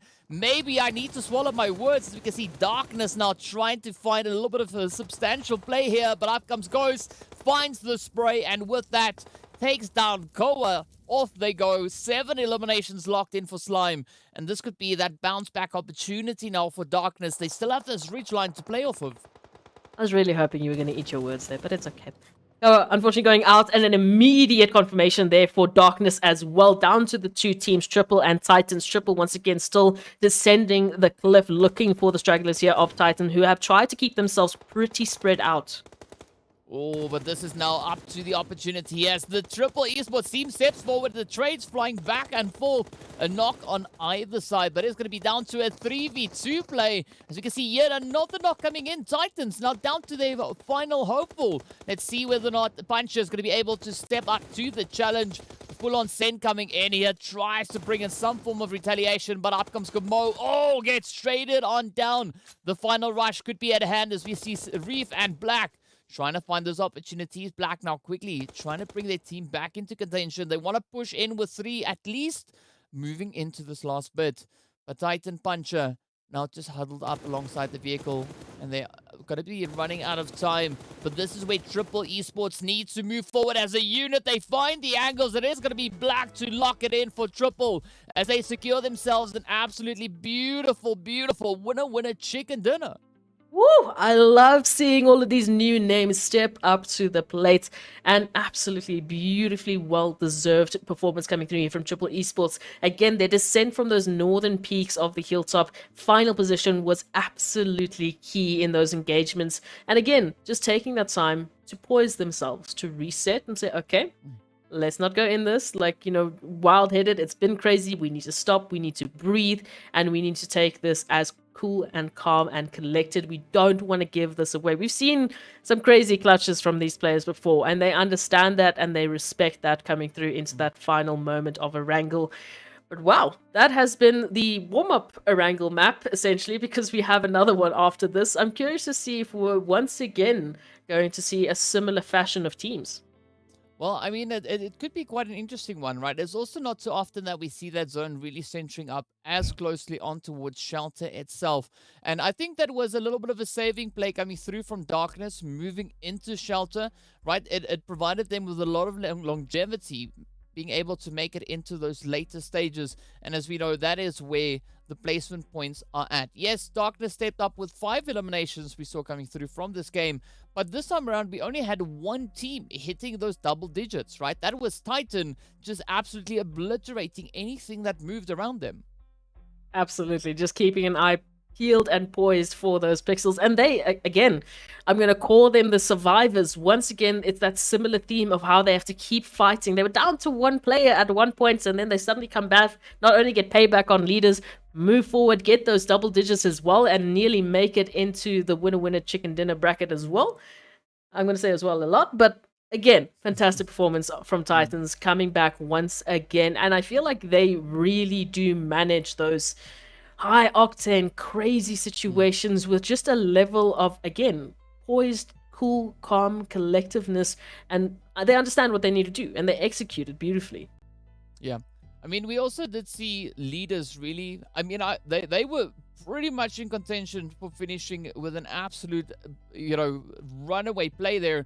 But as you said, right, the positions turned out to be quite challenging. And of course, speaking about, positions being quite challenging, I want to give a big shout out to Monster Energy, our official energy drink partner. Don't ask me how that segue makes sense, but it did make sense in my head there for a quick second. But much love going out to Monster, as we did see an absolutely glorious performance on the first one. But of course, right, maybe a potential copy-paste coming through as we head into our second Erangel. But it's going to take a little bit of time before we get there, right? The teams will need to get themselves ready. We need to take a look at the overall standings to see who did what and when, where, and with who, how much. But we did see those efforts being brought in.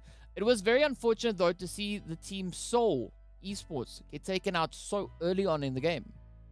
Yeah, so that one threw me for a little bit of a loop. Obviously, we did have Hemo at least try and step up. Obviously, we didn't actually watch this, head to head. We saw it in the elimination feed. But what I do feel that was a bit of a key factor here for Seoul Esports is that initial aggression, that initial placement, finding themselves a little bit more scattered, not being able to get those trades, and then, scatter. Go for placements. We need to survive. We need to get placements. It happens. It is PUBG Mobile. I want to see more from them coming back on the second Erangel, where they can hopefully understand that and fix it. They have the warm-up. Now they have the opportunity to potentially polish that. Yeah, there could be quite a bit of polishing to come on through. I mean, we also did see the players from Virtual Gaming, Ab Golden, having also quite a bit of a tough run.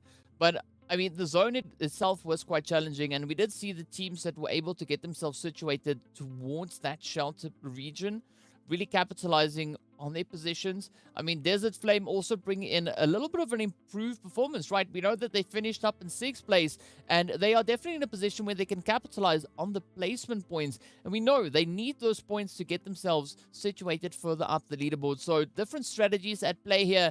And of course, while we take a quick look at a few of the highlights from this past match, we get that opportunity to just admire what the teams have done. Again, shout out to Puncher. Just hitting some crazy, crazy shots. And this is the situation I was talking about. Titans with a player down, with up to only one player as Puncher goes down. We're down to that final solo who has to just, stay calm, pop those smokes, let's get those reses. They know what they need to do. They know how to get back in the situation. Yes, Super Young Stars, they jump into this action and they provide the opportunity, that little sliver of timing that Titan need to recover their losses, to recover their numbers. They step up with those 4 players and they make the push for leaders. They get the payback. They take it even further. And it was this point where, again, I'm just going to call them the survivors. They are the team that constantly come high or hell water. That doesn't make sense. Either way, Yes. they survive, they move forward. Well, speaking about moving forward, we are going to be moving straight into our match rankings to see how many points these teams walked away with on our first Erangel of the day. Of course, Triple Esports, no surprise, locking in those 22 points there with that winner chicken dinner. But the Titans keeping the contention pretty high, also sitting on 22 points, but coming in with 10 eliminations. Slime 4KT. Right, we were talking about them showing up a lot more consistently, a lot more aggressively over the past few days, and they look to repeat that once again, moving into this Erangel, coming in with those 9 eliminations alongside their placement for that third place there, or fourth place rather. But now as we move on to the second page, we can see also, right, Desert Flame situated up in 8th, locking in 5 points, and I mean 5 points are better than no points, so hopefully this is just the start of what is yet to come for the remainder of the day for them. Absolutely. I keep wanting to say it and I keep wanting to not repeat myself, but it is what it is. We want to see more from these teams moving on forward. And Desert Flame, of course, we've been shouting their names. Same with Super Young Star, same with Darkness, and Legends of War. So far, out of those 4 teams, I feel like we've definitely started to see those glimmers. We've definitely started to, see an improvement. And, well, the next Erangel might be the proving ground. Yeah, well, we'll have to wait a little bit for that. In the meanwhile, we are going to be jumping into a quick break, so be sure to stay tuned. We'll see you guys right back afterwards.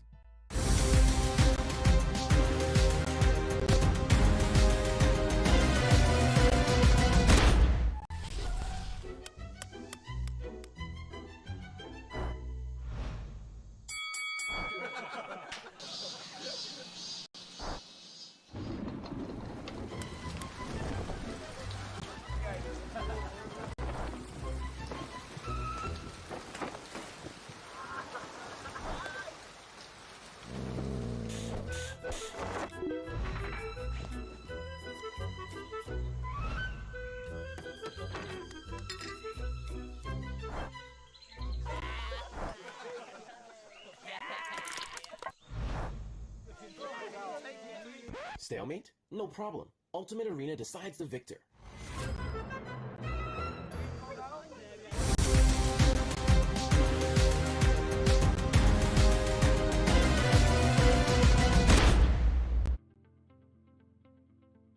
Hello and welcome back to the PUBG Mobile Pro League Africa Fall Season. If you're just joining us, you just missed out on an absolutely glorious winner chicken that are coming through for Triple Esports. They stepped up to the plate, stepped up to the challenge, and locked in their very first winner chicken dinner. This is, of course, only day 3. And, of course, speaking about day 3 and all the glorious things we have going on, we need to give a big shout-out to Oppo. So, Born to Win, welcome to the exciting match brought to you by Oppo. Get your gamer mode on with the much-loved Reno 7 series. Now, speaking about gamer modes, right, is we're going to be looking to see who's going to be engaging their gamer mode moving in to our match number 3, which is going to be our second Erangel for the day. I really want to see a little bit from Wave Esports here. They started this sort of trend also through to our third game of yesterday, where they were constantly in that midway point, closer to that top, that above that average, bringing in some good performances here, staying consistent. I want to see that start as well today. And if that is the pattern that they do, they take the first or the second map, they warm up, they come back, and then bam, that consistency just starts hitting. That is going to be a very interesting, just point for Wave Esports. I can also then make the pun that they are like a wave, that they come and they go, but I'll keep that for later. Yeah. They're going to be looking to make some waves along the way, right? That's what the name implies, That's how you do the dad jokes, is... Don't worry, I'll teach you one day. I'll teach you one day. But yeah, I mean, definitely we've been seeing, and we've been talking about this a little bit, is we've been seeing teams really bring in strong momentum coming through, right? The teams that were situated a little bit low on that leaderboard, really putting in the efforts, but now we need to see even more of that happening, right? We did see some efforts being brought in there by Desert Flame, trying to find more points, and they did. But now we need to see a similar kind of play coming through from the players of Legends of War, right? We know they started off the day in a little bit less than favorable position, but they are going to be presented with another opportunity once again to try and step in, bring those points on through, and see whether or not they can find the necessary success on this, second Erangel of the day. To see if they can be legends? Is that how you do a pun? Is that Almost. how it works? You got to be Okay. looking to bring in a legendary performance. That's what we need to Legendary see. performance. I mean, I feel like they're pretty close to being legends as well. So, I mean, they are in PMPL Africa in fall 2022. So, I feel like they're close. It's fine, DK. You will teach me the way of puns, and I will become punnier than you. No, Oh. no, not yet, Yeah. not yet. Maybe feel like later, but not Chat now. needs to not back now. me up here. Come on. But of course, as we now get ready, we are just having a quick little bit of a setup to make sure that all the teams are in their slots, in their positions. Everybody's got their seatbelts buckled. They've got their seats in the upright position, because you can't get on the plane if none of those things are in working order, right? You always hear that when you're on the plane, where the pilot says, please return your seat to its upright position. And that's why we always sit here. We're ready to roll, waiting to see what the action is going to bring. Just play along with it, whether it's true or not. Doesn't matter. I mean, I'm trying. Okay, Of it course. just doesn't work the same. now I'm going to ask you the question I asked you before we got into Erangel, right? What is your Okay. prediction for flight path? Because we made a prediction. I asked was for close. center. You said north or south. It was kind of somewhere in the middle of that. Let's see where it's going to be going this time around. Let's hit that south. Let's hit that southern border of Erangel. I'm feeling that southern sector. I'm going to do the same as you. Whether that's going vertically, horizontally, or we're going diagonally, we're going to be hitting some good southern points of Erangel in this map. I don't know how though. I'm going to say quarry. Let's be safe. Quarry. Well, we'll have to wait and see whether or not we're going to have a quarry southern. Yeah, you can't get out of that. Play You also coming need to in. do it. Come on. Yeah. I'm not bagging out anything, right? I would like to see a northern zone though come through, right?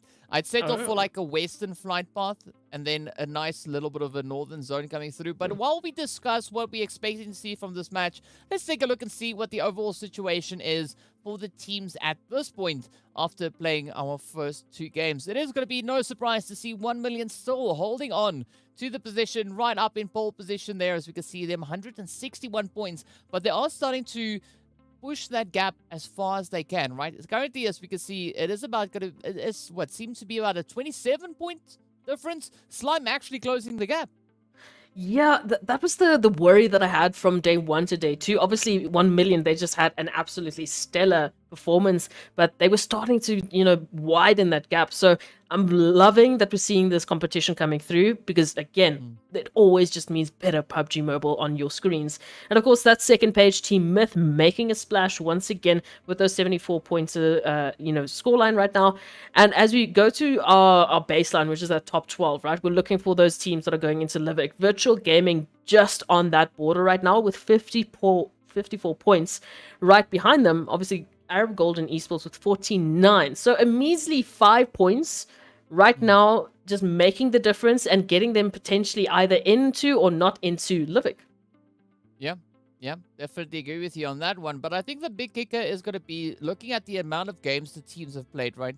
We can see a few teams have already played their 9 matches, other teams already on 10. So Virtual Gaming and further down towards Mad Knight, right? They only have 2 more matches to go for the day, because we know that would put us on 12. So we're working in our factors of 4 at this point in time. Looking at those positions coming in on the next page, it is going to be the players from Darkness, Zero Tolerance, Desert Flame, and Legends of War. Now, this is going to be the opportunity for Desert Flame and Legends of War also to try and improve, right? We've already said a little bit about that, but they still have 3 games to go for the day, and that is more than ample opportunity for them to garner a few more additional points and move up those standings.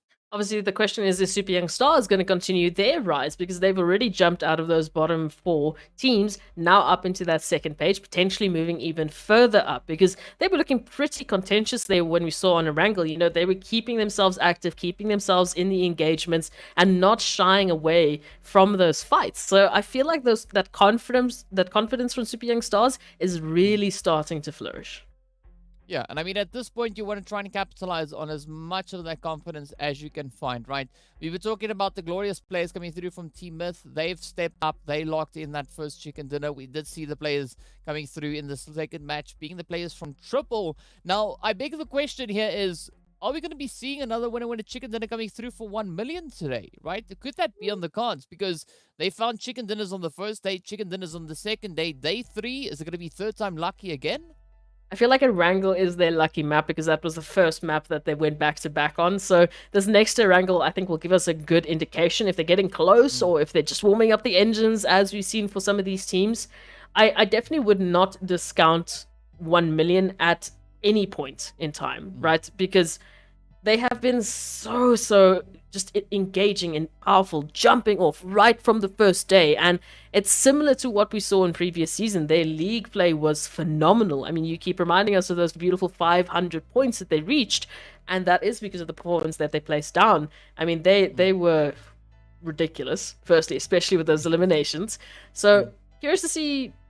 I'm going to stop saying curious. I wonder if this is the point at which we're going to see those teams putting the target on 1 million to try and make sure that they can close the gap. Because that at some point, that starts to be the only way you can stop 1 million, right? Is to sort of gang up on them and make sure they don't continue. Yeah, I mean, I think the teams could definitely benefit from looking to hit it as hard as they can in the week play, right?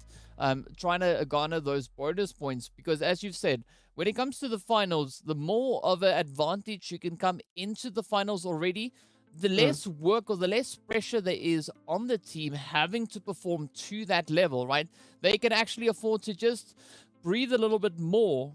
Not back down, just breathe a little bit more and then keep that focus, keep that contention going. And I think that could be amazing for teams' morale, right? Knowing that they've moved into the finals. And as we know, at most, the teams, or one team could be sitting there with 80 points coming into the finals itself. I mean, that's the kind of leads, the kind of head start that you want to kick off your finals play. There is something that I am really just sitting and waiting for. I'm salivating at the opportunity that this is going to happen. It is for VST to get a winner chicken dinner. Because they are currently in the top 9 with no winner chicken dinner. The rest all at least have 1 to 2 to 3. They have not a single winner chicken dinner, yet we see them in top 4 placements. Yeah. It's crazy. Yeah. But I mean, all that means is like, you know, a chicken dinner is not required for a team to be sitting in the top 4. So that speaks volumes of the capability of a team like VST. And of course, this is our first time seeing them in PMPL Africa itself. So far, they've made a really strong impression, really showing their adaptability, showing their aggression. And that goes kind of hand in hand with the performance that we've been having coming through from the players of Titan, right? 2 of the new teams in this season, and they are really setting the standard and the expectation exceptionally high. I would argue that VST has been one of the most consistent teams that we've been seeing because they haven't been reaching those winner chicken dinners. They have been at least picking up the necessary points to make sure that they're either in, you know, contention for 1 to 2 to 3 to 4 top placements. And because of that, we see again that massive focus, and why we're placing such a massive focus on consistency, because it's giving them that momentum to carry on through. So they drop one map, great, they come back, they stay somewhat consistent. 10, 12 points, that's enough. 8 points, that's still enough. They're still staying in, you know, that competitive era of where the rest of the teams are like, we've just gotten winner chicken dinners and you just will not leave. You're still in this top 9. And that is such good placement, and that's such good competition. We've had teams do that, you know, once or twice. I feel like Team Umbra in the previous season was that team to do it. So now Leaders Esports, looking at them. I'm looking at them to bring that similar performance. Well, I mean, I'm hoping that our former Team Umbra, sorry, I just had to say the name, It's so good. are going to be looking to continue with those efforts. But I mean, looking at the kind of consistency as you were referring to, the most consistent team, or the most balanced team rather, okay, the most balanced team at this point is going to be Titans, right? 60 placement points, 60 eliminations. You couldn't ask for better numbers to come through, but we are seeing more and more teams starting to reach into those triple digits. And as we did see, the players there from Soul Esports, Solar Esports and Leader Esports also sitting alongside Triple Esports. There's only 2 points separating those 3 teams, and they could be any of our next teams to jump into those triple digits. And I mean, we just did see Triple Esports take that winner chicken dinner. So, I mean, that's already, I would say, definition enough that they've obviously stepped up the game and they're looking for more. And at this point, I I would argue that for the teams looking to, close those gaps today, they should take, definitely a page out of what Triple Esports did in that situation, or did on that Erangel, especially as we're moving into our second Erangel of the day, obviously. I feel like Triple Esports were just so composed in the execution that they wanted to bring in those final moments. They knew the positions they had. They knew the advantages that lay before them. They weren't extremely hungry for those kills. They were patient, and they were wanting and waiting for those opportunities to come to them. Well, speaking about opportunities, we are not going to diddle-daddle any further. We are going to be jumping straight into our second Erangel here of the day, as we now look to see what the teams will have to work with. The flight path seems to be relatively centered from what we can see, and the answer is yes. You asked for south, there it is, your southern part. Now we need to see that that flight, or that initial zone, also now playing out quite favorably. Going to be hoping for a northern one, but wherever it goes, we'll be satisfied with that. But it's going to be allowing the teams to pretty much access anywhere across this map, well, to a major extent, right? Those few outlying positions, just a quick vehicle rotation away. So positions like Primorsk, Kostolba, even Lopovka is all still within reach and not outside the realm of reachability. Yeah, teams definitely don't need to fight for their preferred placements. Of course, Seoul jumping straight onto that military base. I'm curious to see if Arab Golden actually should not be joining this game, so don't worry, they won't have competition. The rest of the teams, on the other hand, I'm seeing that Malta jump in, and I mean, honestly, I asked for South, you asked for North. We kind of both got our answer here. It's just going to be about where that zone shift is going to be coming through, and if 1 million is going to be fighting one round for Georgia pool control.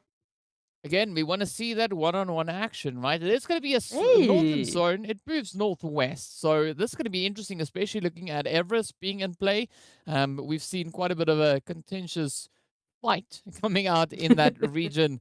And then, of course, as we can see, also heading towards Severny, we do have a potential hot drop action coming in on that front. It is going to be the players from Super Young Stars and Virtual Gaming going straight down to business. Of course, down south, we've got the players from VST and the Legends of War dropping side by side, with a slight bit of a disengage coming there from VST, which I think is a very respectable position to be playing at this point. But smack dab center zone, or close to center, we are going to be having the players there from Zero Tolerance looking to get themselves situated. I'm also getting a bit of PTSD because I see Super Young Stars and Virtual Gaming joining hands for their control of Severny. And bam, thank you once again, observers. They just know what I'm going to say before I even say it. But looking at this point now, again, we saw what happened last time. Super Young Stars obviously didn't take the best option of this, and they were hunted by Virtual Gaming, who started this off for us on the first day. Super Young Stars now, opportunity for them to prove that they have potentially already just polished this issue out. Well, they're going to have to they're going to have to really step up to the plate here, because we know Virtual Gaming, they are a team coming in here with a bit of a reputation, right? They've got that they've already got the one season under their belt, but now they need to bring those efforts and show that experience, show that they've been able to utilize all the experience that they've had since we last saw them participating in the PMPL itself. And for the time being, it seems like Super Young Stars are trying to give them the runaround here, with the Reef just patiently waiting, not really being able to, that is Zeref, not really being able to move out and get much looting going. And One Shot not going to be letting any opportunities slide here. Very similar approach for Virtual Gaming as what we saw previously, spreading out, keeping that high ground, trying to make sure that they have multiple angles on a single player at any given point, so that, obviously more than one player is able to take the shot. For Super Young Stars, actually still adopting also the 2-2 split, relatively still split up in terms of trying to also just keep that level, keep as much information in play as possible here. And of course, Super Young Stars looking to polish off this blemish of Virtual Gaming off of their record. But again, like you mentioned, I feel like going down to the previous season's champions is not such a big blemish. It kind of sounds really cool. Yeah, I mean, I think it would also sound a little bit cooler if Super Young Stars were able to actually beat them out right at this point. Mm. I mean, it's not outside the realm of possibility. Looking at how Super Young Stars have already been stepping it out so far today. But as we're getting ready to see where the teams are going to be playing at, we do have the Legends of War starting to push up from that far southern edge of the zone while we wait for the action to unfold up in Savoni. And these, of course, are our two most northern teams, right?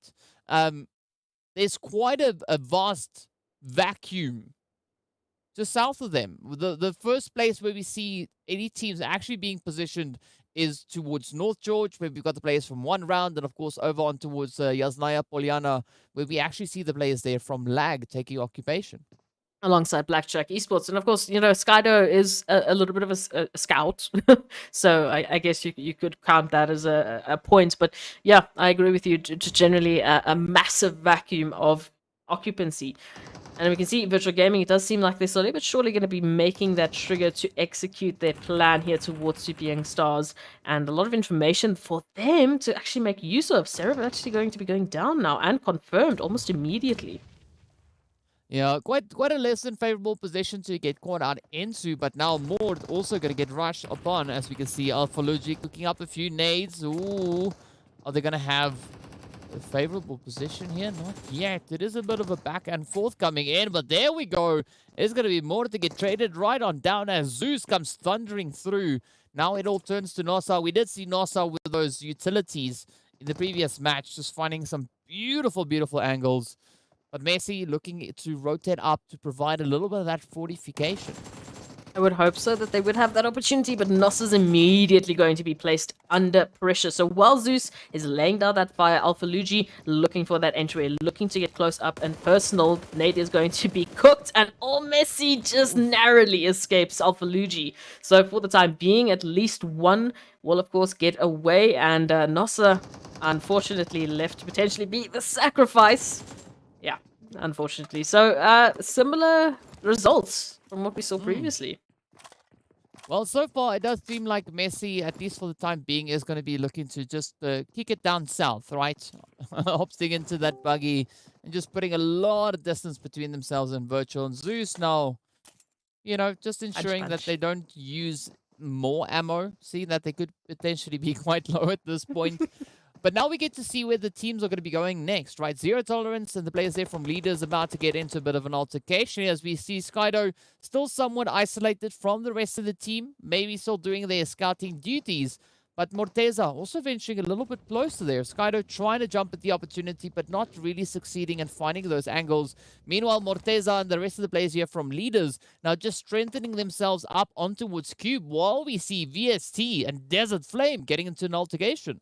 Hey, this is the kind of energy that I'm enjoying from Desert Flame. So picking up at least one from VST. Of course, we see the rest of the team moving on in for the potential recover. But at this point in time, I believe Desert Flame should get that confirmation. And they might just take that rotation out of there. Because, again, it's not worth, dropping the entirety of a team potentially just for that one extra player. So sadly, it is the right call to make in terms of just the pure numbers game as we move on to the rest of this wrangle. The rest of the teams, I'm interested to see what Triple Esports are going to do on the western point of that zone. I mean, there could be quite a position for them to play at, right? We can see at least one of their players situated up in towards Hospital itself. So it's good to have that anchor point kind of set up for the time being. But as we look down south, it is going to be Myth and Python looking to kind of duke it out. We got Seoul also now rotating from that southern military island, coming alongside that western bridge, looking for a bit of an opportunity to play. And they could have quite the favorable rotational path should they decide to head in the direction of Gatka. But all will be revealed once they fully commit to those rotations. And for the time being, it's going to be a slow and steady roll. But of course, 1 million, right? They're going to be looking to crown themselves king of the hill as they move right to the top of Everest. Oh, I missed immediately. I expect it at this point. I just want to ask the question, who is going to be the team that at some point will make a dash, will make a fight for that Everest position from 1 million? The question will yet to be answered, but we do see a very comfortable 1 million holding Everest, as we know, and just below them, of course, Leaders and Legends of War making their rotation into that center zone. Desert Flame, of course, still looking very comfortable, poised and ready.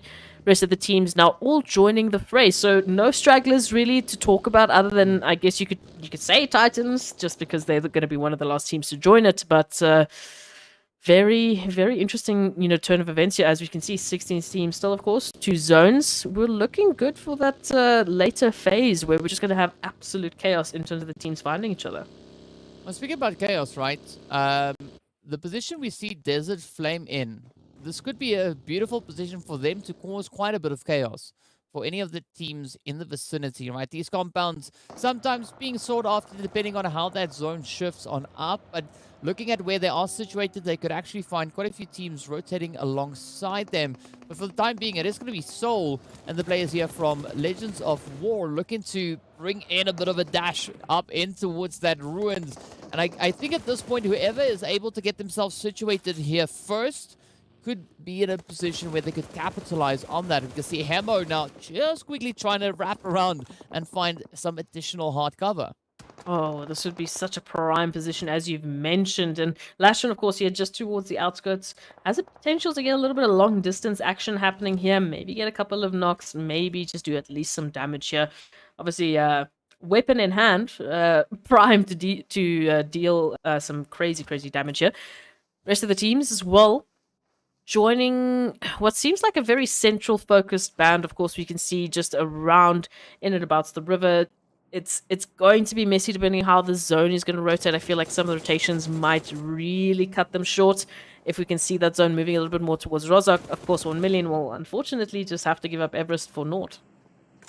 Well, we'll have to wait and see exactly where that is going to be playing out, as we still have a few moments left before that zone makes its decisive play. But for the time being, it's going to be Legends of War and Soul still just trying to duke this one out, looking for that opportunity onto each other, and Mowing quickly having to duck rather back into some hard cover as the health bar is not looking too favorable, but Lashon up on that hillside. We've seen some pretty strong plays coming through from Lashon in that first day. We are yet to see a continuation of those efforts, but Omar looking to make it quite difficult for Lashon to find any substantial positions. Not letting anything stick out, right? We are hiding, we are keeping quiet. Ooh, Raouf making a little bit of a trip is going to spot out Lashon just hiding in the grass. And yeah, unfortunately here, Soul is going to be taking that trigger. I mean, it's 2 against 1. It's a quick and easy elimination they can pick up. I'm pretty sure Hemo feels a lot more comfortable this time around, not being the lone sole survivor for the team, right? Oh, Instead, having the numbers to play at. I mean, I'm going to do that as long as I can. But I'm loving this 2-2 split coming through, though, right? Weiss and Omar coming in from the western side, while we can see the rest of the squad pushing in from that southern edge, Raouf and Hemo. So there could be a little bit of a pincer play coming through from them, and they can look to continue that as the zone takes a swing towards the north. And this is where Blackjack and Virtual Gaming can now maybe start to venture a little bit more in towards that zone, get themselves situated. But Legends still in such a favorable position over towards Cube. Zero Tolerance obviously kicking themselves. They just moved off from that exact location, now all the way having to make that backtrack and hopefully a dash to get into the zone, as all of the teams are converging and space is quickly being taken up. Real estate is not cheap here, DK. And of course, Soul Esports now looking to get some of that, their own little bit of Legends of War premium real estate here. Ooh, it's going to be the hits, though, connecting up there. So we can see those knocks coming through. It is going to be the players there from Super Young Stars also bidding their farewells as they get sent away. Now, Legends of War having to defend as Soul are going to be applying a lot of pressure. Up comes Omar Hemo looking to tighten up the possession here. Finds a bit of a vantage point to play in. And there we go. Power Boy gets taken right on down. Flick now. Getting flicked off. As Soul push on in and close them out, locking in those 4 eliminations and squad wipe under their belt. Yeah, Mowing in that situation, not really much to do with 1 HP and just flying teams and flying bullets all over the show. So unfortunate, but it does happen. VST now holding slow and steady and silent as Teak is trying to sneak on up as the scout here for Titan Gaming, slowly but surely converging on this position. A little bit of a warning nade is going to be going out, and we'll see if Titans will respect that. In the meanwhile, Triple Esports have recovered their numbers, and one round in the meantime is moving away from Georgia Pool, which, seems to be their new kicks. Well, I mean, they don't really have a choice at this point, right? Blue Zone is going to be forcing them to bring in those rotations. So Chico actually not just venturing up right in front of 1 million, and this could be the opportunity, the golden chance to lock in those points. We can see 1 million sitting on a bubble at the moment, but that could change. And it is going to be Chico to get traded on down. Sengate pushing in with that mini 14. Will we see the confirmation? Not yet. But we also then see Desert Flame coming in onto that western position as well. So quite a bit of a spread with regards to how these teams have situated themselves. But now all will be revealed as they have to push forward in towards this next zone. I must say, I do like Virtual Gaming's position alongside Leaders Esports. I feel like they're just going to be peeking around the corner. But talking about peeking around the corner, Escanor is going to be making a dash and finding the wrong barrel of Marshall and unfortunately be going down. Now, the rest also going to be looking for 1 round's straggler, who is currently just focused on hiding away and surviving, which is, of course, in the form of Eflix. Well, speaking about that, right, we can see that good old Lazy Boy there has found themselves a lovely little Groza to work with, and that could be quite devastating, seeing that the zone has now moved all the way to that southern edge, being quite favorable, especially looking at the players from Leaders and Zero Tolerance. But still, VST and the players there from Seoul now caught up towards that Ruins angle, so expecting a little bit of carnage to come through, a little bit of contention as both teams have the opportunity to still get themselves situated relatively comfortably, but it's not secured for either of them. As you can see, Zuxi, Adleno, and it's Abud looking to find those angles towards Seoul, but it does seem like Seoul, they just want to keep themselves well ahead of those potential spray downs.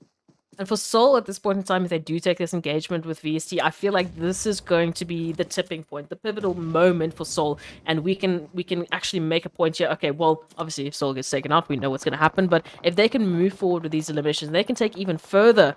They might be very well in contention for just closing that gap in this game. Yeah, and of course, speaking about closing gaps, it is going to be 1 million trying to close up this western side as they now lay waste to Desert Flame, who gets reduced down to 1. It is going to be Glass of the final hopeful for the team now, looking for a position to get themselves into the zone, but 1 million just laying down the pressure so aggressively. Oh, but here we go. That blue zone is going to start eating away at their health bars. The teams now continue to converge further and further in towards the zone. Triple Esports up ahead, Blackjack up ahead. And this could be the end of the road. Therefore, Glassa will have to keep an eye on that feed to see what happens. But Seoul and VST still fighting it out, but a lot of pressure. And we can see those flanks now coming through from Seoul onto VST. This is what I'm liking. Again, the proving grounds here for Seoul Esports, just saying that, well, we have shaken off whatever we needed to, and we are back, baby. We are looking to take out VST here, and then they will be sitting very pretty in terms of eliminations. Okay, Zuxi taking so much fire, but so far no connections to warrant any of that HP dropping. And for the time being, VST hopefully going to be using this time to get at Leno, and oh, well, no, never mind. It's is also down, so it's all down to Zuxi now to try and stave off Seoul from taking their position. Oof. But that's not going to pay off as Rauf steps up. And, I mean, VST proving to be quite reluctant, right? They don't want to let that position go just yet. But it is costing them quite dearly, as we can see. Zuxi now trying to make a bit of a play here. It is going to be Morteza from the opposite end, reaching across, finding that angle on towards Omar. Gotta love these third-party players. Meanwhile, over on towards the eastern side, we did see the players there from Myth applying the pressure onto Wave, finding those hits in close succession. And with that, being able to take them right on down. But Seoul now feeling the pressure being turned onto them as Gary Boy and the rest of the players from Leaders Esports are finding very favorable positions. We can see Gary Boy just moving closer and closer. Down goes Omar. And now, boy, how the tables have turned. Weiss is going to be the only hopeful left for the team. The turned of tables, yes. But Leaders Esports in a prime position here, of course, picking up some beautiful eliminations. Desert Flame, unfortunately, going out at least with 2 points in terms of eliminations. So a little bit of something to take home. And of course, Blackjack Esports now feeling the pain. MG just trying to stay alive in the smoke here. But what is going on here? Fantasy MG. Okay, there's smoke. Okay, I was gonna say, why are they seeing each other? No, that was just from our perspective, right? Who needs smoke? We can see straight through it as the MG picks it up, puts Fantasy right on down. Oh, but down goes MG as one shot capitalizes on the third-party play. It's going to be up to Gaga now to keep the hopes and dreams of Lag alive. But they are quite a distance away from that zone, a little bit further up ahead. We do have the players there from 1 million and Triple yet to rotate through. But looking at the position coming through here from Virtual, they could be right on the money. Up comes the rush. Marshall gets just hit out of that vehicle, and now it turns to Senke. Will he be able to keep this pressure up as it all now rides on Reef? We do have a little bit of that potential reinforcement coming through there from Black 7, but the pressure couldn't be higher. Let's see where this goes. Senke patiently waiting to see how it ends, and that is going to be the end of the road as 1 million gets taken out with 5 eliminations to their name. I'm definitely talking a little bit more about this one later, but 1 million not going to be picking up the winner chicken dinner on Erangel, at least for today. Oh, and Skyler just reaching across with those nades, but Puncher instead will make the connection. Now, Lord and Paradox here in a bit of spot of trouble as they are not in a position here to get these res. Let's see whether or not they could actually bring it through, right? A little bit of a sneaky push coming through there, but Puncher trying to sneak up the ridge, cooks up the nades, takes a bit of damage in response as well. But could this be on the money? P6, I'm loving that position coming through, and they capitalize on it as they now push on forward, finding the angles on towards zero tolerance. And that is what the side of Titans show here. Zero tolerance as they move in and they sweep clean the players from zero. What a play that was. Already 7 eliminations to their name. Currently leading the pack with the aggression here. But still several more teams for them to take aim at. Virtual Gaming's very, very close to center zone, left to their own devices. Lag, out in the open, just ready for the pick'ems here from Titans, who confirm them out back into the lobby. And leaders as well, just picking up points beautifully. These teams now look towards leaders and Virtual Gaming as well as Titans in terms of numbers. If Myth can get those reses, then we might have 4 teams with all 4 players in this final zone. Well, we went from a super challenging zone on that first Erangel, moving into this one, proving to be quite a challenge itself as well. As we can see, the players coming through now from the side of Legends, leaders rather, looking to play that western angle. Titans situated down south. We got 777 Reef now just playing a little bit more of an aquatic play here. But they could be found out momentarily as the rest of the squads are sitting on 4 players apiece. And this is going to be an absolutely brutal finish.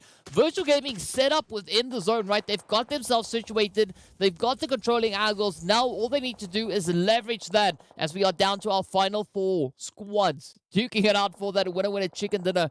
But no one has taken that plunge to push in towards this next phase just yet. Virtual Gaming, I was saying prime position for them. Zeus, as you can see, raining down Hellfire towards Leaders Esports. Quite a reach, but they are going for any and every possible opportunity here as they try and take control of the zone. And again, 4 teams, 4 players each in a final zone, DK. This is going to be a fight for the finish. Yep, definitely going to be quite a bit of a sweaty fight if we're being honest. But here we go now. Leaders trying to make a bit of a stand here, coming in alongside Virtual Gaming. Virtual could have this one in the bag, but they need to just prioritize these positions. We can see a big barrage of utilities now getting sent out. Gary Boy is going to be taking the plunge, rushing straight on forward, looking to get themselves situated. Narrowly escapes that knock coming through. And now this could be the opportunity for the Titans also to capitalize and apply the pressure. But look at the utilities getting sent in once again. Rangers heading it up. It's going to be what Tezar down for the count. Virtual Gaming sitting on 7, and this could be theirs. Still quite a bit of a pressure play at hand here. So we can see Shadowwind now sneaking on through. Virtual Gaming looking super confident, super comfortable. Gaddafi doing their due diligence. Myth up ahead. Let's see how this one goes as leaders now feel that sting come in and everything now rides on Shadowwind. Oh, just snaking in the grass, trying to stay alive. Don't know how long that is going to be an option. Titan Gaming, in the meanwhile, has spotted out just a pixel here of Zeus, and that confirmation does mean that we have our final top 3. Puncher, of course, has kept very good eyes on virtual gaming here, and as they take the southern approach, my only question is, what is virtual gaming going to do with this split? I mean, Zeus, all out in the open alone. I mean, this is gonna be a very, very risky play. I mean, this could be actually quite a nice split though for Zeus. Having that extra information accessible from where they are situated, but it's going to be up to the Titans to see whether or not they will be allowing any of that to be played out. As you can see that pop coming in, and again, right, just snuffing that position out. Initially, I thought they were going for, like, you know, Zeus being the bait and they come through with the switch and get that pick on towards Titans, but they didn't quite fall off. That vehicle explosion already just a shortfall of Zeus, and they will be bleeding out in the zone while the rest of Virtual Gaming look for that winner chicken dinner. And all of these teams now, well, they are left to snake it on through into the zone as it centers between all of our teams. An equal opportunity here for everyone for this final point, DK. Well, let's see where this one is going to go. Now, the final chance, right? 3 teams left. 9 locked in for Titans. Still sitting on an absolute full squad. The same can be said here for Myth. But Virtual Gaming now looking to patch up their position. Still going to be feeling that pressure come in as Sanhok now gets taken down for Myth. The angles come in. Gaddafi getting traded up as Moment finds the spray. Looking to close it up once again. Oh, but gets taken down in retaliation. Beautiful back and forth across the board. But the Titans still clinging to their numbers. Meanwhile, Virtual Myth feeling the pressure building. And look at this now. It is going to be Moment to get traded on down. Slow, steady creep coming through from Virtual. 10 eliminations already locked into their name. Titans also sitting on those double digits. But they have the numbers advantage. Let's see for how much longer they can maintain this pressure. And meanwhile, Virtual Gaming just sitting back and watching this unfold between Titans and Myth. Well, for the time being, I would say tunnel visioning towards each other, right? They are just looking towards these two. They are not even thinking about Virtual Gaming, who's being left to their own devices to plot something mysterious coming through. Broly up close and personal here with Ramsey to try and take on the Titans, who are still 4 players full. Well, let's see how this goes. Ramsey looking pretty grim at this point in time. Virtual also about to get a bit of a fluster coming in as a Gaddafi gets traded. It's going to be Buncher now looking to lay it on as thick as they can manage it. Clutching it out, taking down the entirety of Virtual Gaming in one swoop. And with that, they secure themselves the winner chicken dinner. Titans reigning supreme with 14 eliminations to their name. Oh, I love that. My goodness. Okay, I was worried about Virtual Gaming. I was like, okay, listen, we can't just sit and think about Myths here. Titans, they need to keep their heads on a swivel here. But Puncher took that role all by himself, taking out the entirety of Virtual Gaming and then even getting a couple of final hits into Myth as well.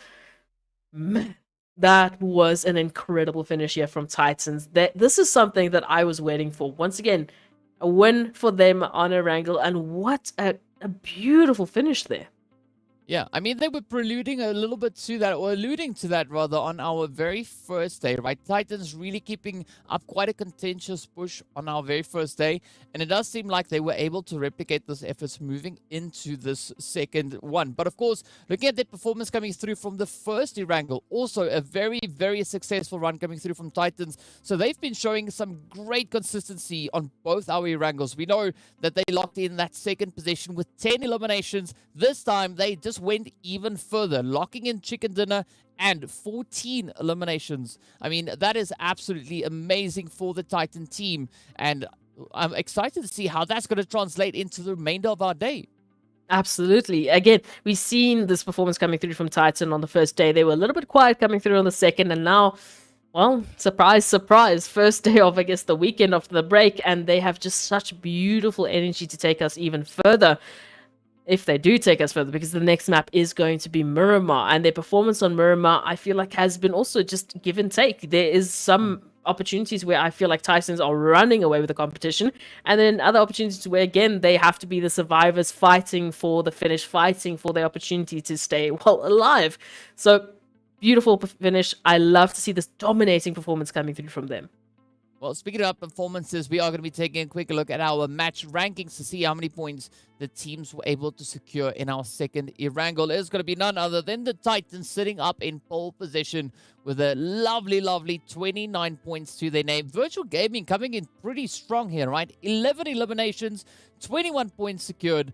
And what a great improvement that was coming from our first Erangel. Virtual Gaming finished all the way in 15th in the first game. This time stepping up, locking in a second place. Woo! Okay, this is quite a bit to break down. Obviously, we had 1 million going out in 8th place with 6 points. Looking at Titans with 29. A beautiful opportunity once again just to inch closer and closer to the top. Myths as well making that appearance. Seoul Esports as well. You know, we were worried about them falling off a little bit sooner in the previous map. They made a splash. They picked up those 7 eliminations. They even took out one of our most consistent teams like VST Gaming. Second page, of course, also looking a little bit, well, leaving me a little bit perturbed because Blackjack making an appearance, as well as a little bit from Desert Flame. Yeah, I mean, points are points at the end of the day, but, you know, it was a really tough play there for Wave, One Round Legends, and Super Young Stars. And that was their final opportunity to bring any performances over on Erangel itself. But, you know, you can't have your bread buttered on both sides, so you got to take whatever hand it is that you are dealt. But at least we've been seeing teams bring in those increases in their performances, right? Yes, we know that we had 4 squads from the previous game sitting this one out and 4 other squads swapping places with them. But still, we are seeing the consistent play from the first Erangel that we had today being replicated straight into the second one, right? We saw the pressure, the plays being brought in by Titans. They were just, you know, back on the money once again. But as we look across the board, right, a team like VST, for instance, right, they had a little bit of a tough run on the first Erangel, but it happened again to them coming into the second one. And that's not really what we want to see from a team that is so well situated on the leaderboard. I feel like I just made that speech about them being one of the most consistent teams, and then here we are literally talking about what has been happening in the last 2 maps. I do feel like, again, they can shake it off, and because of the performances that they've been laying down, they have that safety net to warrant them still being in the top 12 after a map or 2 like this. So they're not out of the running for that Livik bonus, you know, point map. They're not out of the running for still having that first week being a really good one because of those first 2 days. I would just be worried if this is a trend that continues throughout the weekend, because then, yes, then they are in contention for dropping off from that top 12. Well, I mean, they still have 2 more opportunities today. Well, they have a few opportunities still today. Not quite sure if it's exactly 2, but they have opportunities still to try and bring in those improvements. Well, yeah, it's going to be a pretty tough run because the competition is just so tough. I mean, any moment where the team is not performing at their fullest, that opens up the chances for another team to jump at those opportunities and just look to capitalize on it. I mean, we saw these plays coming through from Team Myth in our first game, and that very consistent push coming through. I mean, I know we've said Titans, but it's Titans, right? They're showing consistency. They're doing the deeds. And I think at the end of the day, at least today, is looking to be a very, very favorable performance for a team like Titans. Definitely, and it's good once again to, instead of be referencing to them, well, the fighters, you know, the survivors, they were the dominating force on Erangel. They were the team to be feared. They were the team bringing in such a Titan-like performance. You know, that Thanos performance we were talking about on the first day. They brought it back, and they brought it back in such an interesting fashion as well. The way that they handled those final points, Puncher. Massive shout out to Puncher coming on through with huge plays. There's nothing more that I can tell them other than thank you. That was very well done and very interesting to watch. But we also did see TEAMLAG also just stepping up their overall situation, right? First match over on Erangel, locked into that 12th place finish.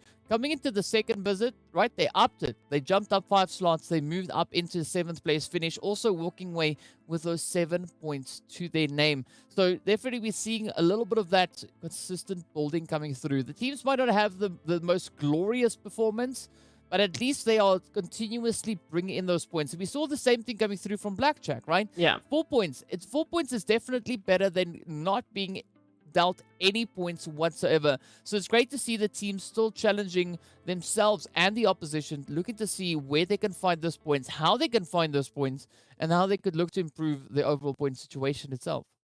Yeah, definitely. I'm very curious to see if the teams are going to, take this up as a challenge and be like, cool, now it's our turn. We're going to prove that sort of performance as we want to, as we, a similar Titan fashion. We're going to be the next puncher. We're going to be doing the next 1 million crazy things.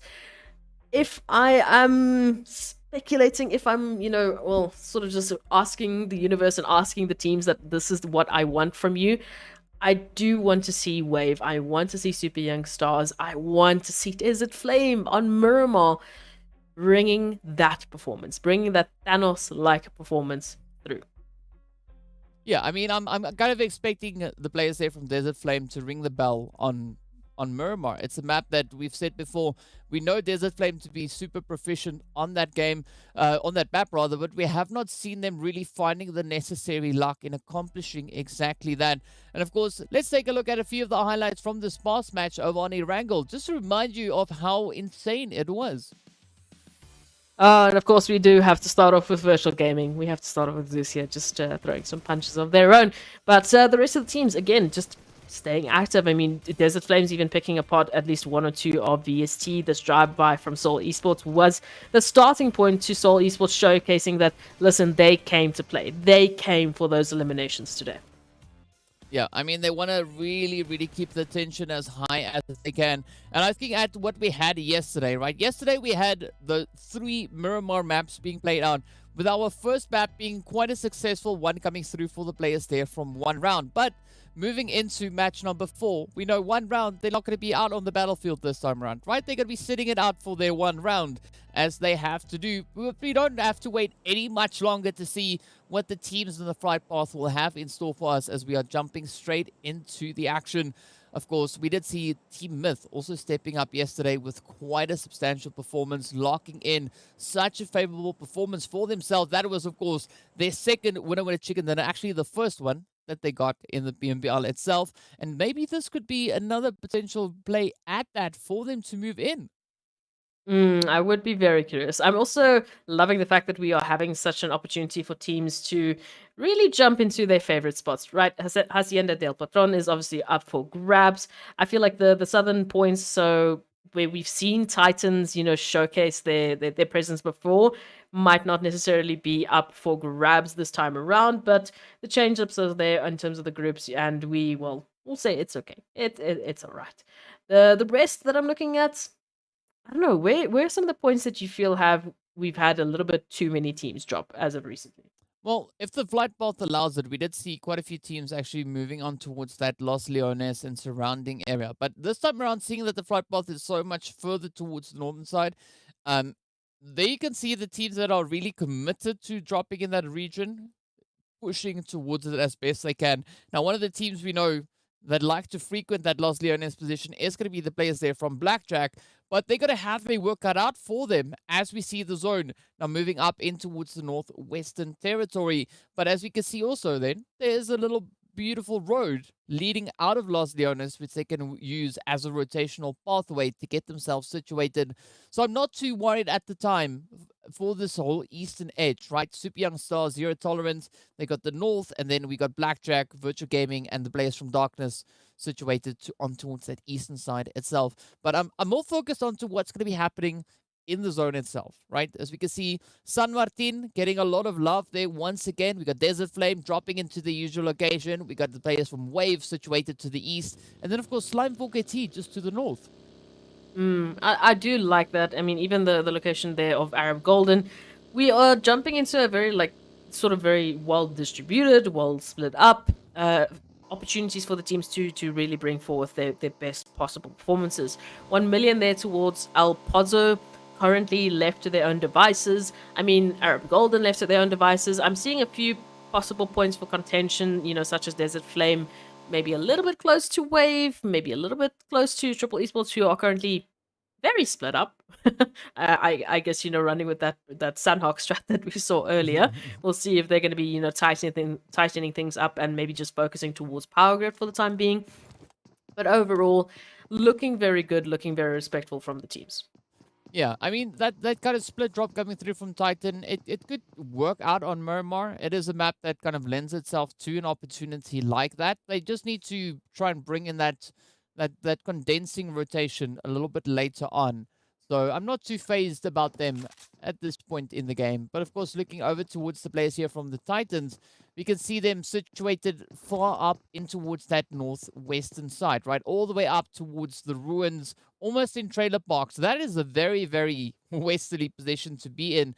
But they are going to be uncontested for the time being. The same can be said, of course, for the players here from Arab Golden. She pointed out before, all the way in towards La Cobreria. So a very comfortable kind of looting start for a lot of these teams. But then we need to turn our attention to where these rotations are going to be taking them, because we know they need to rush through this phase, through this stage, to get themselves set up in anticipation for that next shift. And they've got only a few more seconds left on the clock.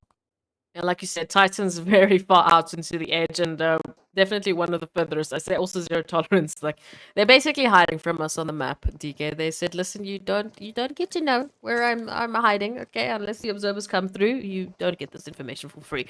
But looking at what is very interesting to me is we've got very, very few stragglers, right? We've got such an immediate focus on those early placements. And of course, that is to do because we had such a complementary flight path and zone. But it does mean that those early setups are going to come through. It does mean that sort of level of peace is going to come through, because I feel like today has been very back-to-back. It's been a lot quicker, I would say, than previous days has been. The teams haven't really, I guess, had their breather yet. You know, we started with Sanhok, we went on to the two Erangels, we haven't had a breather of Miramar up until now. So the teams will be like, okay, whew, we don't have to think about third parties, at least for another couple of seconds. Well, we could see that fast-paced gameplay really now still coming through here, right? The teams being quick on the rotations, getting themselves a little bit more established within that zone. We do see quite a few positions still open for the taking, but a majority of those favorable angles have been occupied. Pozo is occupied, Cobreria is up, Montenuevo is up, Chumacera is not within range, so that's not at play at this point in time. But strangely enough, we're not really seeing a mass convergence of teams moving in towards San Martin, right? Even the players from Desert Flame, they've opted to disengage from that region and instead got themselves situated on a little bit more of those elevated angles. But now we get to see how the team's going to be looking to play this one out, right? Legends of War situated up in towards Montenuevo have a good opportunity here to get themselves looted up and then start to build up a bit of a snowball effect. And hopefully this could be a more favorable game for them. I'll tell you what, I am very much keeping my eye out on Super Young Stars and Zero Tolerance. Super Young Stars keep teetering towards Zero Tolerance. They keep getting closer and closer towards them. And I'm staring at this point of the map right now, because I'm like, okay, have they gotten that information and they are, in some cases, just teasing Zero Tolerance, saying, hey, we know where you are, just, you know, let's get some space going here. Or they maybe jumping between that hesitation of, do we jump into this for now? It does seem that the turnaround has come through and CP Young Stars are making a dash for that zone entry point, but up until now, I will admit I have just been staring at that point of the screen. Well, I mean, CP Young Stars have a lot of ground to cover, and as we can see, the players here from Wave, they're also now going to be trying out a few of their own plays, right? They still have the entirety of Hacienda del Patron to move in to get themselves situated, take the occupation of it. But another team that is yet to find a good entry into zone is going to be the players here from Darkness, right? All the way over towards that eastern side. But it does seem like their rotational pathway could be somewhat comfortable. No one really to be opposing them along the way should they continue on this trend. And now it's going to come down to where they're going to be looking to get themselves situated. Meanwhile, Desert Flame are going to be jumping at the opportunity here to take a few swings at Slime 4KT.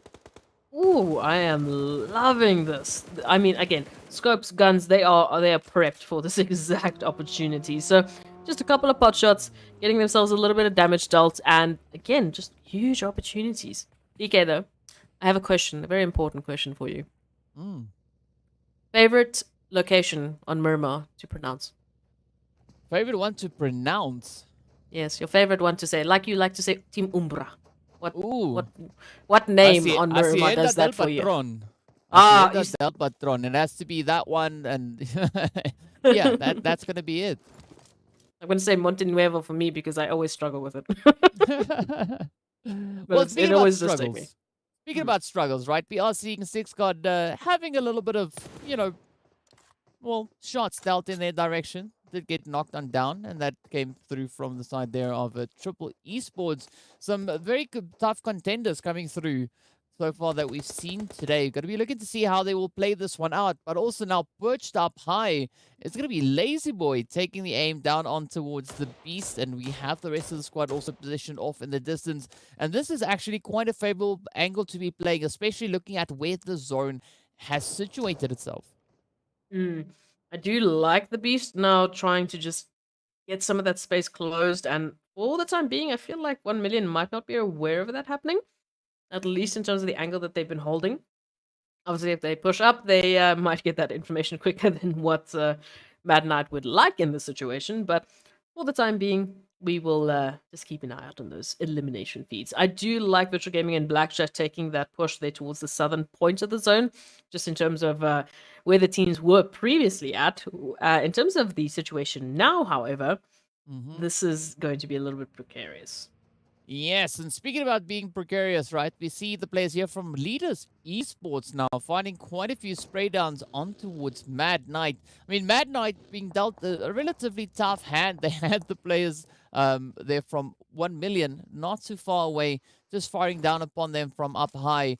But now all the pressure turns to the Beast, and Kingerman are looking for a little bit of a continuation here, looking to see if they can find these angles on towards Leaders, but it's going to be Morteza now looking to find the closure, lock in those 2 eliminations, and get themselves off to a really good start moving in. The first elimination has been dealt. You can see Carry Boy stepping up there. But let's see who will be the next one to find it. Morteza, so close there to Tyson, just needs to breathe hard enough, and that could be what is required to lock it in. Shadowin coming in for a bit of reinforcement, but Kingerman and the Beast now looking to rethink their strategy moving through the remainder of this game.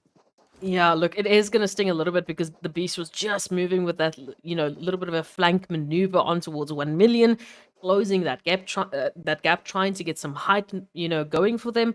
And now they just have to throw that plan away, and they rather have to opt for a little bit more of a strategic and calculated maneuver moving into this rest of the zone so that they can try and maximize the points that they're going to be bringing in for their team. As Mad Knights, could do with a little bit of a bolster in their current rankings. Triple Esports, on the other hand, have just started showing us a very interesting side of themselves today, and I now want to see that replicated on Miramar and see how they would bring in that same level of energy. Well, all will be revealed momentarily, but for the time being, there's going to be the players here from Triple now, just sending out a few of those sprays. Look at see if they can find any damage on towards 1 million. You can see the vehicle starting to show some signs of wear, way up high. And that's the risk of trying to pull the vehicles up there, right? Someone's going to spot you bringing in that push. And fortunately, Triple Esports were pretty reactive, but it's not locked in yet. We also see P6 adopting a very similar kind of play, also going for a little bit more of an elevated position. So I think it's going to come down to whose peak is it anyway, right? 1 million and Titans now playing up on high. Whose peak is it anyway? Okay, we're going to bring that in. Yeah, they feel a little bit like meerkats just peeking over and looking like, hello. Can I take your vehicle? No, you can take mine though, but perhaps. I did in the meantime see Lazy Boy just falling off, literally. But I see that they are back. They are res. They are going to be joining the action still. Arab Golden has found Triple Esports, and I feel like this is a prime moment once again for Arab Golden. We keep talking about those pivotal moments and these engagements that Arab Golden can take against a team like Triple Esports. This could prove that momentum for them moving through into the rest of Miramar. Well, I mean, it could be quite a substantial play for them to be making here. But looking at that zone shift, it is going to be moving down in towards San Martin, and that is going to be absolutely amazing for Desert Flame, moving right into their home ground, their home turf. But first, quite a few teams need to get themselves resituated, right? Triple going to be taking aim on towards Leaders. Esports is wasted, gets knocked right on down. A quick response coming through in retaliation here. But, I mean, Leaders, I'm liking the setup that they've got, right? Holding on to some of these positions, again, being able to gather quite a bit of information here. But Triple not going to let them slide through on that one just yet. They are going to be looking to mount the assault, as we can see them now starting to move in. Black could be finding some sweet plays onto Shadowin and locking in those eliminations. But they are in a position where they can actually afford to kind of push this engagement as fast as they want to, right? Because there's no one really in the vicinity to challenge them for this region. No, yeah, they definitely have some fantastic space and time to work with to give us an answer to this contention. Who is going to be taking the W out of this one, and who is going to be reigning supreme with those eliminations? Already leaders, they picked up those 3 eliminations. They're sitting pretty in terms of the most that we have on our current scoreboard. As we move through, they definitely won't say no to potentially adding a 4th in the form of Black 7, who is just hiding and trying to sneak along the ridgeline here, gathering that information for their team, as the rest rotates and reposition in a more favorable opportunity here to back Black 7 up here. And yeah, Darkness, I'm sorry, but goodbye. We see you in the next Miramar. Yeah, unfortunate play coming through there for the side of Darkness, but the aggression will continue. As you can see, 7 Reef playing a distant angle here, trying to see if they can maybe find those long-range sprays up towards the side there from leaders. And the engagement will continue for a little while longer, right? The rest of the teams, though, very spread out alongside the edge of zone. We did see 1 million and Titan clashing heads along the way.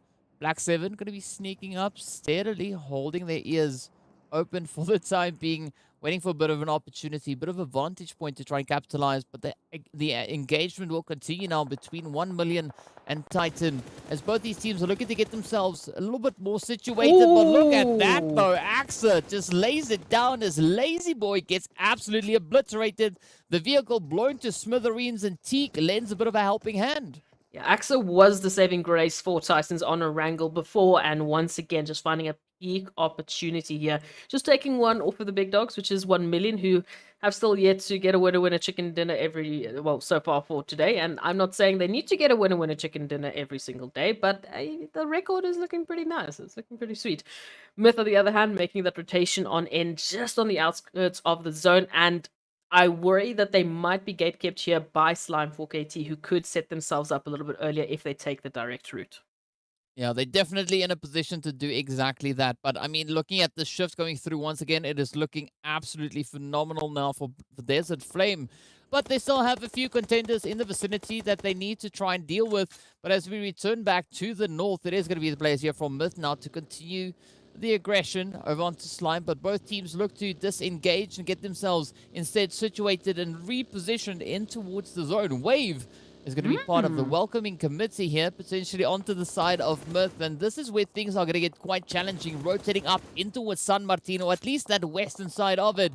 But look at Zakaria now, just perched up high, looking to elevate themselves and just capitalize on these positions. I'm loving these long-range engagements. I'm loving the fact that we are seeing this superior gunpowder coming through. And again, all of the teams have made that statement. All of them can kick it with the big dogs. There's a reason they are here in the first place. They can hit these shots. Myth, on the other hand, yeah, recovering well from some losses. Ramsey now sitting with a nade in the face and going back to the lobby. Sorry about that one. Next time will not do that.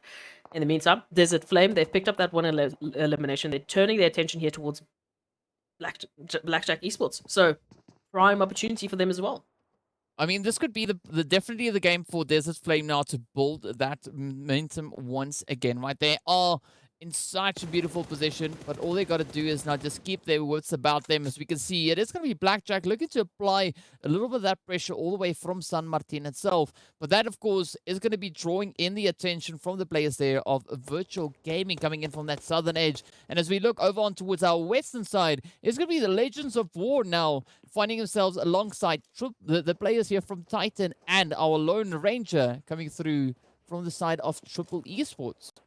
Oh, 7 Reef, unfortunately. Ooh. Again, you can't give pixels out here. Pixels get you taken out. Axa, once again, just finding the prime angle here. But Legends of War might be the saving grace for 7 Reef, who can push on through and get that confirmation onto T. At least take one number away from Triple. At least, from Titans. At least give them a little bit of a heartache here for trying to take you out. Yeah, but again, we see also the players there from Arab Golden just looking to leverage those high positions there. As you can see, Angelo fortunately being able to evade a lot of the carnage heading in their direction. But Angelo coming in with a beautiful spray down with that Uzi not too long ago. But zero tolerance now, also trying to sneak themselves into contention here, coming in alongside the super young stars. And it is going to be Shero looking to hold up the hopes and dreams for the super young stars. But look at this wave now looking to make their rush. It is going to be Slime quick on the trigger there, looking to see if Kao can find any of those spray downs. But I'm loving this positional play, right? The team's really utilizing the terrain, and Skydo is going to be capitalizing on Slime's distraction and instead pushes in with a third-party hit. This is exactly what they need, because they find themselves in that standard situation, right? They are getting pressured from a lot of points here, and they need to alleviate that. They need to get themselves space moving into the zone, and that starts by just taking off some of these competitors. Kao now down, trying to get those HPs up and running, but Pronto also in a spot of trouble to try and make that happen. Paradox moving on closer to just inspect what is happening here and maybe get those confirmations. But I'm quite happy to see that the players here from Zero Tolerance are putting a lot of effort and a lot of focus on the aggression, right? Already locking in those 3 eliminations. We know so far that they've been doing pretty favorable with regards to their placement points, really succeeding on that side. But now looking to put the effort on the aggression, trying to bring in that additional balance, and that could definitely aid in getting them much better situated on the overall rankings. Meanwhile, it's going to be Desert Flame still in the game, 14 teams still alive. But as you can see, quite a few stragglers now starting to appear across the field. But Legends of War still going to be holding a very steady position here. Not going to be moving out just yet. And I do think, should they decide to do exactly that, Titans are going to be more than willing to just help them all the way back into the lobby. And in this moment, in that zone shift, we had 2 teams making massive dashes for the center zones. Arab Golden and Virtual Gaming. Wave, in the meantime, are still fighting for the opportunity to stay alive here. And Pronto behind enemy lines here, and will be spotted out by a buggy right to the face. Oh, that is super unfortunate, but of course, Wave just riding high as you can see them pushing forward, trying to find themselves in the zone. Of course, another contender for them is going to be Zero Tolerance. You can see Paradox now just starting to circle around. They know that there's someone in the vicinity, but this is where Zero Tolerance needs to be super careful, because they could see themselves rolling in to the place there from Arab Golden. Shero, in the meanwhile, is going to be just keeping a nice, steady, quiet position. Just trying to play that lurky game. Doesn't want to get found out just yet. But Marshall also now adopting a very similar approach with Lord pulling up alongside them. Imagine a car just knocking at your door ready to take you out. Yeah, no, I would be very scared. Marshall, though, yes, having to just stay alive. The last remaining hopeful Titan in the meantime, they got the pressure. Legends of War, hello, welcome to you. Let's see what they can do in this scenario. Oh, I can tell you one thing, right? If you hear a vehicle knocking at your door in PUBG, it's definitely not Uber. But as we can see now, it is going to be the players from Legends of War looking to piece themselves back together over on towards this western side. Still have all their players in the game, but now it is going to be Titans looking to throw in a few nades as Axel comes rushing on forward, looking to create a bit of an opening.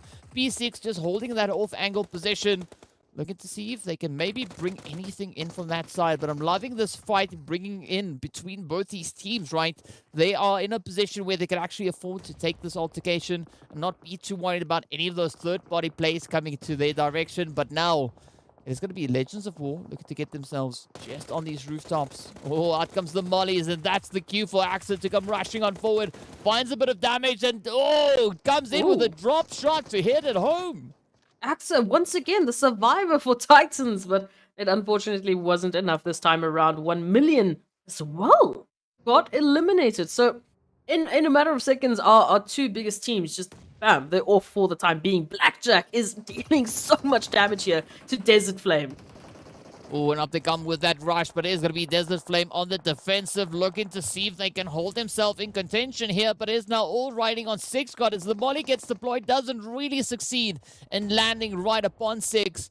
But this could be that opportunity for quick little reset to come through. Let's see whether or not Blackjack's going to be looking to close this one up. Phoenix is going to be braving the flames as they come rushing straight on forward. A little bit of a jump shot, and off they go. Locks it in. And Desert Flame gets snuffed out in 8th place. 1 elimination to their name. But up comes Virtual Gaming looking to ride the storm as they send the nade in. And Zeus takes down MG.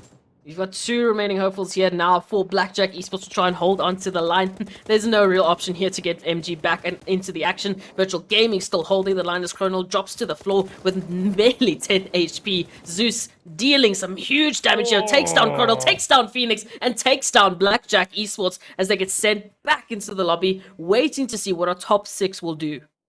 Wow, Zeus with an absolutely insane play coming through right there. But looking at the zone, it is going to be Legends position smack dab center. Legends of War, though. Well, I said Legends, I meant Leaders. It is going to be Legends of War now looking to creep on up as well. Looking to get themselves in contention here. Sneaking up on the Leaders. You can see Morteza and the rest of the crew just holding on to those ridge lines, trying to see if they can play these vantage points, but they have to work their way on in, as we have the players from Virtual Gaming also inching their way forward from the eastern approach. Wave still in play, as you can see them situated just off in the distance, but it's going to be up to whatever Zero Tolerance is going to be looking to bring to the table, right? They are looking to make that play on the northern edge, but Leaders, they want to secure themselves in center zone. Absolutely, and picking up those 6 eliminations, they are definitely feeling the momentum. Paradox and Skydo, in the meantime, have moved on a little bit closer. Legends of War have joined them alongside them, and now Virtual Gaming turning their attention here to Wave Esports, which puts them down to only 1 remaining hopeful trying to stay alive. Oh, we got utilities flying. That could be it now for the Legends of War as they find a little bit of damage on towards Zero Tolerance. Paradox, the final contender, finds yet another hit, but in comes the nade to lock it in, and off they go. 4 eliminations on board for Legends of War. Still in the running here, as we can see also then Wave on the opposite end, but now look at this. The Leaders come rushing on forward, sending out a barrage of utilities, finding knocks here, there, and everywhere in between. Mowing now, quickly trying to pull that res off, but Legends trying to now get themselves in a position here. They need to try and push through Leaders, and up comes the spray, and it is going to be the end. Leaders of War getting taken out in 5th place, at least walking away with those 4 eliminations. No, that is massive. Well done to Leaders of War, Legends of War for making that push forward. Virtual Gaming in the meantime, with their 3, will make that 2 in a bit, make that 2.5 players still left alive in this. I was going to say left to their own devices, but now Leaders immediately turned around to get that return on investment. Arab and of course Wave still in this. They are still holding the line and waiting for an opportunity to jump into the action. Yeah, but they can't wait for too much longer as they are going to be pushed by that blue zone, forcing them forward. You see Gaddafi now coming through for Virtual Gaming, keeping a steady angle, looking to see if they can find a good play. But Zeus, gets taken down on the opposite end. Down they go, the confirmation. Almost locked in here by Carry Boy, but Legends could have this one in the bag as they step up with such a phenomenal force, just rushing on forward. Out comes the mollies, the nades, and everything in between as they lock it in. 3 teams remain. There's going to be 2 solo players coming through up alongside Legend, or Leaders, Esports rather, in contention for that winner chicken dinner. It's going to be Ivar now cooking up a nade. We get to send it over, gets found out, and down they go. Angelo, the only player standing between Leaders Esports and a winner chicken dinner. This, of course, could be their 2nd chicken. Let's see, will they succeed? This could be a very easy play, but still, it ain't over until it's over. And Angelo now about to get touched by the blue as it closes on up. Let's see where that play is going to go. That stand-up has to come through, but as soon as Angelo does that, well, they know exactly what's going to happen. And at this point in time, it just seems like they will be staying safe, and Leaders will be taking the winner chicken dinner, as you mentioned, 2nd in the pockets. And of course, they've done so well, both in the last 2 days, the last 2 days of play, to pick up these fantastic performances and to really finish off very strong. Yeah, definitely looking to build that momentum. As we know, yesterday they had quite an amazing day, and so far looks like they've been having quite a bit of success already over on Miramar. But now, all will be revealed once we get into that final play on Miramar once again. But what a great rush that was coming through from Leaders, really showing great competence, moving through, holding their numbers strong, and just capitalizing on any opportunity. Also, shout out to Legends of War, coming through in top 5, top 6 with those eliminations right on top of that. That's going to bolster their current placements by such a huge amount based on their previous performances. So very good start from them coming through. And again, I say it's a start because I don't want it to end. I don't want any of these teams to let up the pressure they are applying to their competition. Yeah, I mean, some really commendable performance coming through across the board. And that's what we love to see, right? Teams coming out of left field, just rushing on forward. And with that, I'm pointing case and point straight on towards the players there from Legends of War, stepping up and really bringing in such a substantial performance. And I think this could be potentially the first of many yet to come, as they've now shown that they are capable in succeeding, locking in those eliminations, picking up good placement points alongside that as well. And as we know, they were able to secure themselves 4 eliminations. So what a way to finish off our very first Miramar for the day. Absolutely. This is the kind of energy I was hoping they would bring through. And as we said, the teams really haven't had that break. They haven't had that opportunity to take a breather, to be like, okay, cool, it's Miramar. We've got some space to work with. And before we get into our next engagement, they have just absolutely been going, starting off with Sanhok, going into the 2 Erangels. Even this Miramar was a lot more active than usual. As you mentioned, they brought in that energy, they brought in that aggression, and they carried it through right up until the end. We had a very exciting Miramar with teams not letting up on the engagements. They were not afraid to pick those fights. I mean, one of the other teams that we saw that was super aggressive as well, right, was the players coming through from Wave Esports, right? They were able to secure themselves 9 eliminations. And then another team that also, well, 2 other teams actually, that did absolutely, well, really good jobs. Was going to be the players there from Blackjack Esports coming in with 8 eliminations to their name, and Zero Tolerance popping off with 7. So it's good to see teams in need of those points really dropping those aggressions and stepping up to the plate, stepping up to the challenge. And of course, talking about stepping up, right? We got to step it up with some sponsor callouts as well. So big shout out going out to Monster Energy, our official energy drink partner for the PUBG Mobile Pro Leagues. And also got to give a lot of love out to Oppo as well. So with Born to Win, welcome to the exciting match brought to you by Oppo. Get your gamer mode on with the much loved Reno 7 series. Love it. I absolutely love it. They were both here. We could celebrate them in their beautiful, beautiful performances, and as well as obviously for sponsoring this beautiful tournament that has brought so much opportunity and engagement from the Africa region. From the spring season all the way to the fall season, these 2 sponsors have been with us every step of the way, as have these teams and as have our viewers. So at this point in time, I'm very curious to see what the viewers are thinking about the next map and who they are absolutely shouting their minds out for to win the next winner chicken dinner. That didn't quite make sense, but it's okay. We're going to go take a look at those match rankings to see how that Miramar actually did pan out. Well, as we can see, it is going to be Leaders Esports taking pole position. No surprise on that front. 13 eliminations alongside the winner chicken dinner puts them on a very comfortable 28 points to their name. And now, Wave Esports, as I was talking about, right? Locking in those 9 eliminations. We see Zero Tolerance there as well as Blackjack. And it's great to see these teams really rising with the aggression, finding those points. Man, it looks so, so nice to have these strong numbers right there. Absolutely. It is great to see both an appearance from Legends of War, but Blackjack Esports, Zero Tolerance. These are names we haven't been able to, talk about in a while. Zero Tolerance, they picked up that winner chicken dinner before. Blackjack Esports, fantastic performances from them as well. As we move on to our second page, we of course finish off with this first page being Titan Gaming in 8th place, Triple Esports just behind them in 9th place, and then we obviously start to trickle down. But what a weird amount of names, or the very weird names specifically, to have from 11th till 16th on the second page of a Miramar map.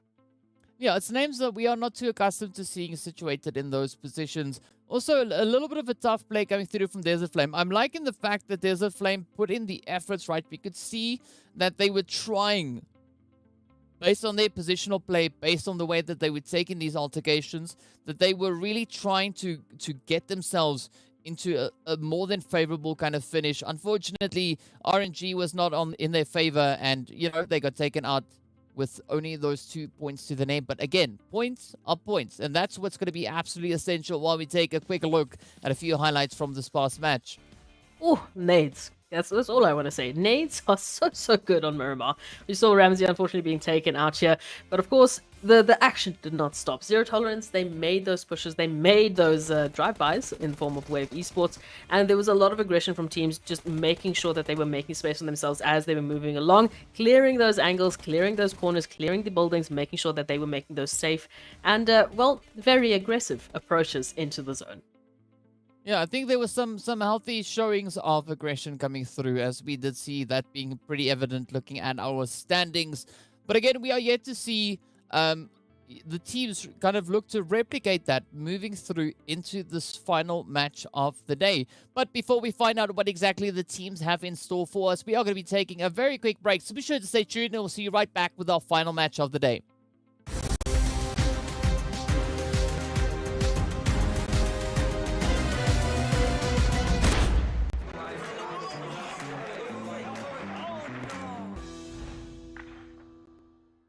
If only I had a weapon, I would take over the punching kick.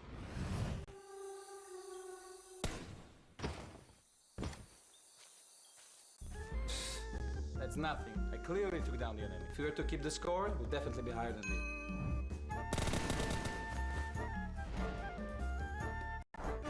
If I hadn't thrown the wrong grenade, I'd be eating chicken dinner for sure.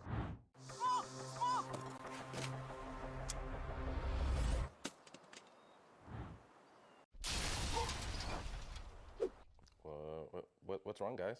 If you don't agree, let's play Ultimate Arena. Arguments don't matter. Ultimate Arena decides the victor.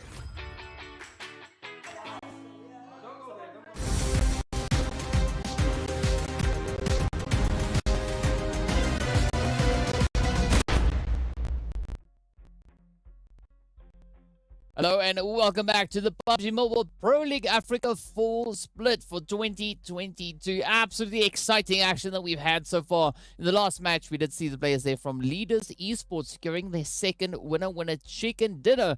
But now, as we move closer to our final match of the day, this is where we get to see whether or not the teams will be able to replicate the efforts that they brought in this last match. But of course, we also know that the game number 4 that we just had was the final match for our teams over in Group A. So that means Titan Gaming, they are done. They have played their games for the day. Virtual Gaming also done. And the same can be said for Zero Tolerance, as well as the players from the Super Young Stars.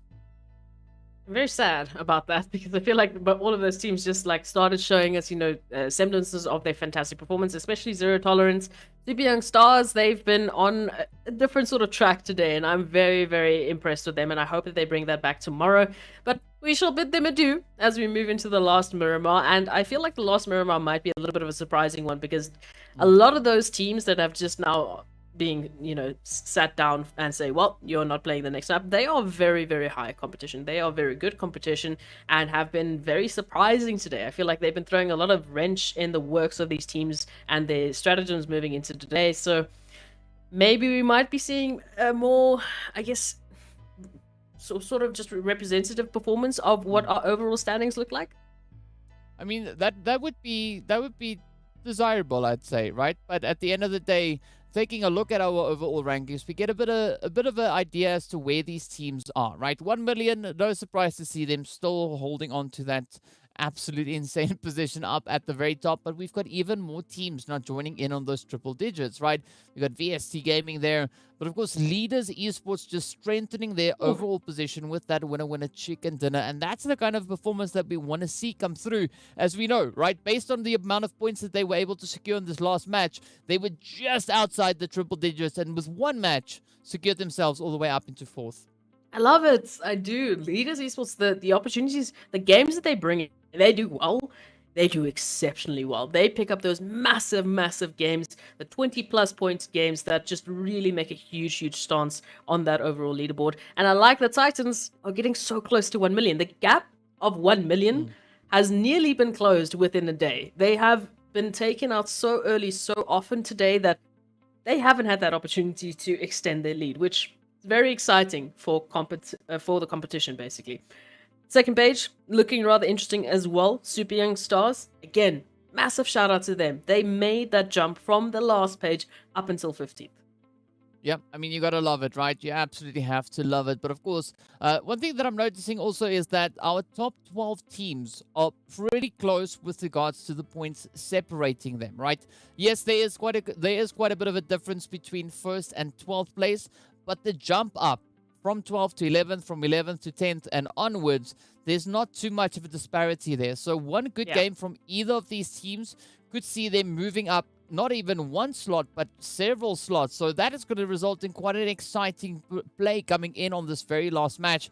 But Virtual Gaming, they've secured themselves on those 87 points for today. Now, we're going to be seeing whether or not that has been enough, as we have Wave that had such a successful run in this last Miramar, stepping out onto the battlefield once again. But we are also then yet to see the teams situated on the lower end of this leaderboard looking to double their efforts, right? Legends of War bringing in quite a considerable performance in this last Miramar. Yeah, they started. Like I said, they started. I want them to continue it because just that glimmer, that opportunity that we've now seen from Legends of War, we know what they're capable of, and we know that we want a little bit more. You know, you can't just take like one bite of a piece of cake. You want the rest of the piece of cake. So I want to see what Legends of War are planning for Miramar, what they're planning to bring through into tomorrow's games as well, because now there's plenty of content, there's plenty of VOD reviews, there's plenty of opportunity and information they can gather to see not only where they can maybe like strengthen up their defenses or their aggression, or maybe where their opponents, you know, might have a little bit of a mistake or something that they can leverage moving into the rest of the maps. I mean, it's going to be quite exciting for the players from Legends of War to step into this match, right? They've now had the opportunity to show themselves that they can still do it, right? They are still okay. They still possess the talents to bring in those points. And now in one game, they were able to double the amount of points that they had coming into the match. So let's look forward to seeing what they can bring as they move into this last game of the day. Of course, our second Miramar for the day. And again, this is where I'm going to be asking you, what are we expecting to see with that zone positioning, as we already know where the flight path is situated, and we get to see what the teams are going to be doing with it. Of course, we are having a very centralized flight path once again. I want a little bit of chaos. So let's say zone goes to Crater Fields. Ooh.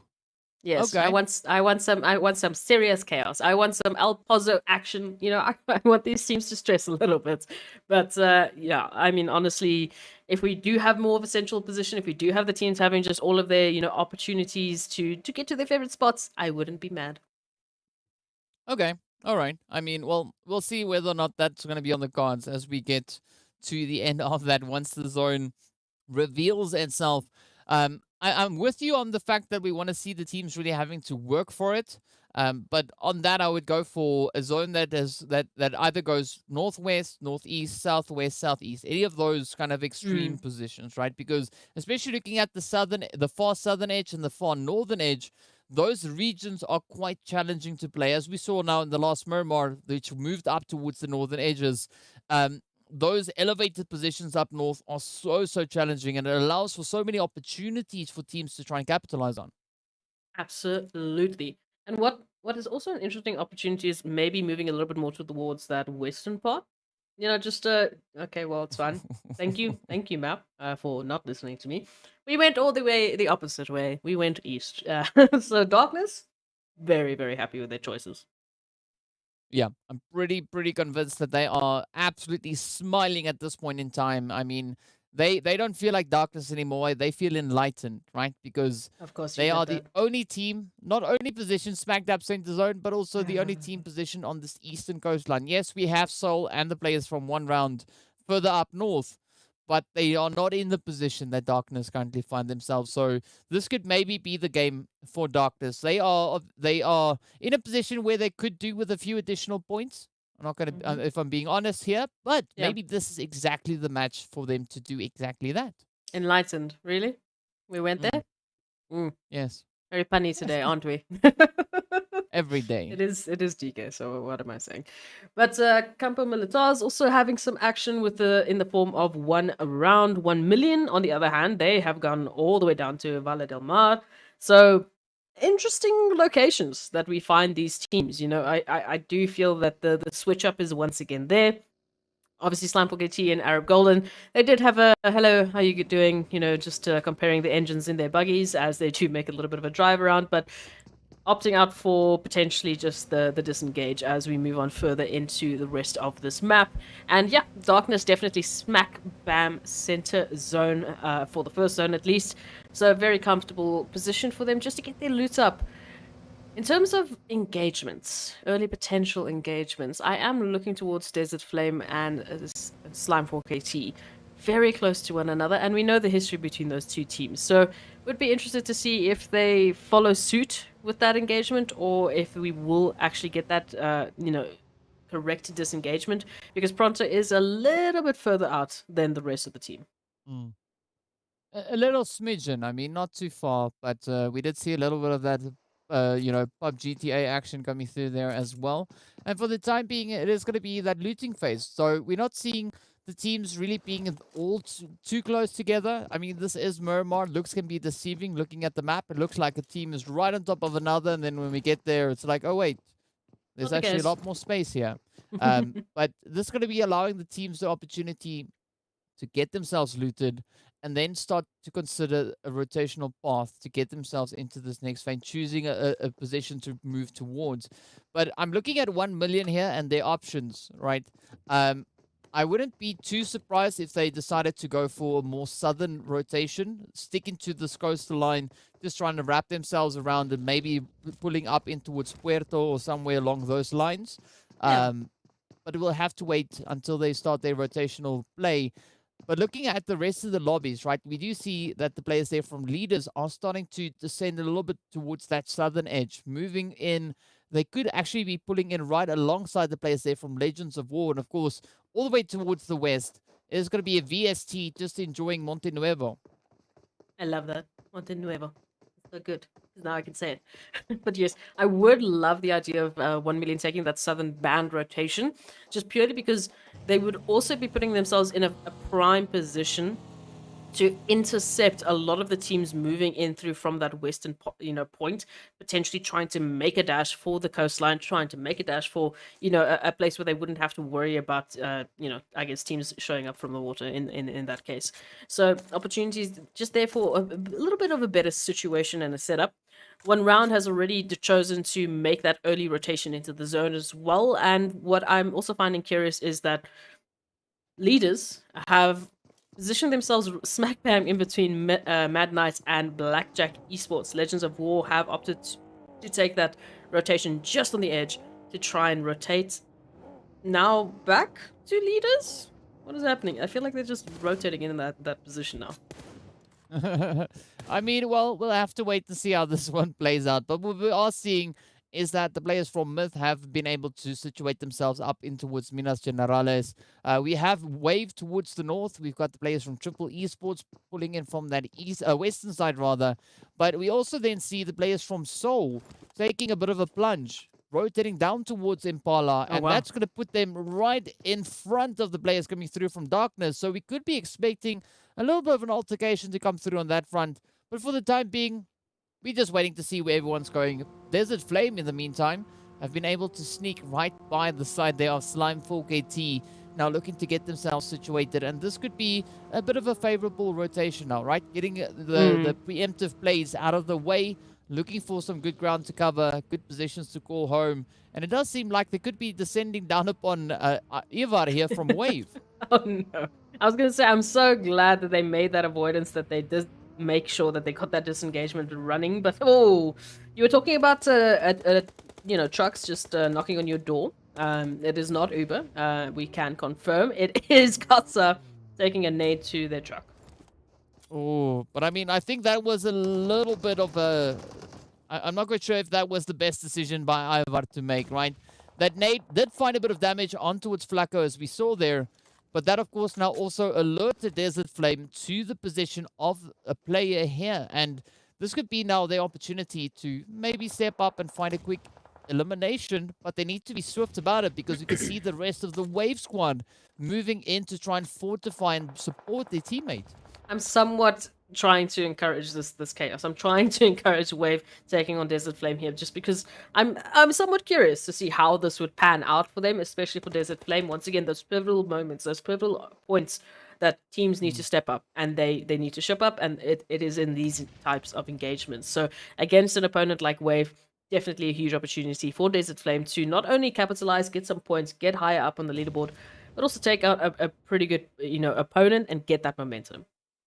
Yeah, but we also see then Desert Flame going for the 3-1 split, right? We do see 6 all the way on the off angle there, and that could be quite a vantage point to be held, as they could see the rest of the Wave team moving towards them. But meanwhile, Wave turning their attention over onto the players from Myth, who've also just quietly snuck up alongside them. So this is Wave taking altercations on several fronts here.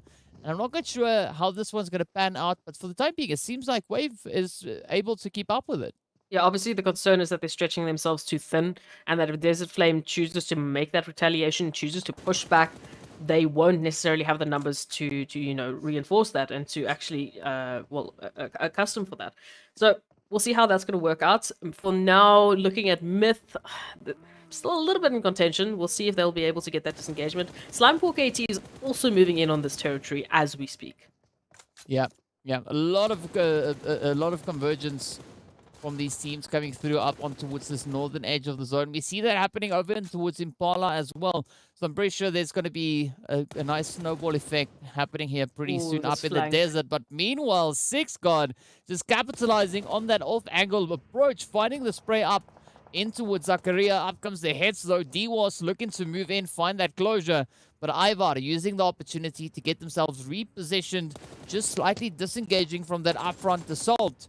And this could be the saving play now, as Wave would be presented with another opportunity to strike down as we see Slime moving in. Oh, massive from Six God to get that flank coming through and actually be able to execute it. In the meanwhile, Lag, wow, they are taking on 1 million, and they've so far done well to pick up those eliminations. Currently, of course, we've got 1 million sitting on 2 players left. Obviously, as you can see in the form of Senke and Marshall, making that rotation out into the blue and just trying to get out of the situation, leaving behind Lag still in the blue, just still trying to recover their numbers. And oh, look at this Mad Knights beast going down to Legends of War. What is happening? There we go. There we go. I mean, Legends of War looking to step it up, and they are slowly but surely accomplishing that by finding their first elimination. Well done to them, but they are going to be presented with a few more opportunities to do exactly that, as they are situated relatively close to center zone. But I got to say, you got to give it to the players from Lag that we saw taking that altercation with 1 million. Both teams still having to get themselves moved into this next phase. But look at this, though. Darkness. Zalal just reaching in, finding the sprays. But again, being confronted on several angles, right? We got Mad Knight and the players here from Leaders. And this could be quite a bit of a challenge now coming through for Darkness. I'm just keeping an eye on that map, and that map is getting crazier and crazier. So yes, multiple fronts, multiple opportunities for these teams to take, some great engagements, pick up some great eliminations, but they are managing a very scary and narrow bridge. You take one misstep, you make one small mistake, one small hesitation, you fall off to that third party, you fall off to that opportunity, unfortunately. So we'll see how they're going to manage this. Darkness, of course, as we know from the beginning, they've been in a prime position, now starting and trying to capitalize with some eliminations here. I'm just curious to see if Legends of War are going to interrupt them. Are they going to start stealing those eliminations from them?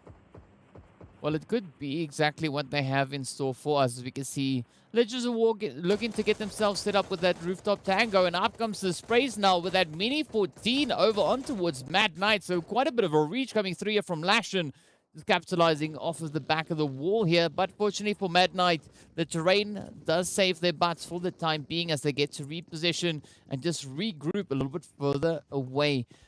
Again, that zone is going to be closing up. We are seeing the players from Arab Golden still try to get themselves positioned within the zone. They have instead lost one of their players to the blue, and several challenging plays could still be had here.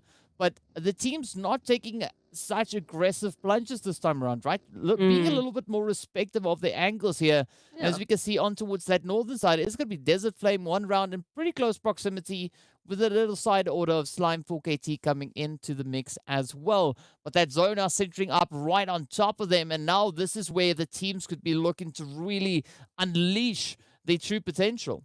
Yeah, the teams that you literally just mentioned, they are sitting prime and poised. Zone blessed to the absolute max within the zone.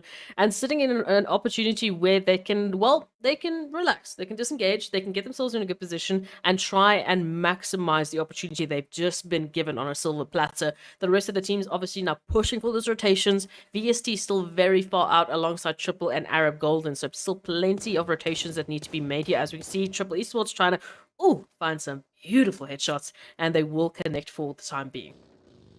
Well, I mean, ain't nothing wrong with a beautiful headshot coming in every now and again, but Arab Golden still having quite a bit of distance to go, as we can see. Even Triple Esports also taking it on foot here, 700 odd meters away from that zone. And that blue zone is going to start moving up just about now. And this is where things get pretty tough, because from that fourth phase onwards, that's where the blue zone is much less than favorable. Of course, now Desert Flame looking to lock in this northern territory. We do see Blackjack Ronald actually running someone over in the meanwhile, and that could be a start to something amazing. But it is quick responses, quick reactions coming through as the shots continue up in the feed. And as we now see, it is going to be Mad Knight and Blackjack trying to kind of duke it out. Phoenix getting a few nades sent in their direction, quickly managing to evade a majority of the carnage here.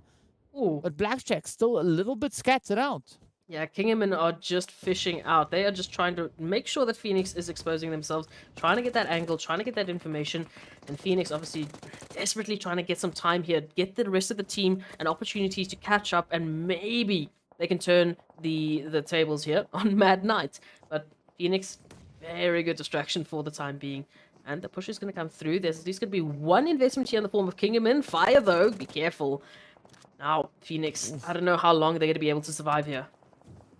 Yeah, not quite sure though. We also see that fuel can right alongside them, so that could be quite dangerous. But of course, it is going to be a rush coming through as Kingerman finds a few hits up in towards Phoenix. Phoenix quickly now trying to patch that up in anticipation of this rush. It is going to be a 1v2 push.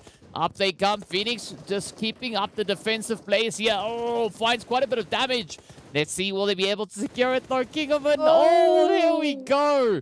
They secure it, and Wiskola and Kingerman lock in another elimination for the team, now putting on them on a grand total of 3. But now that blue zone comes in play, and this is where things could take quite a bit of a drastic turn. We see Darkness also just situated north of them, waiting in anticipation to see what they will bring on in.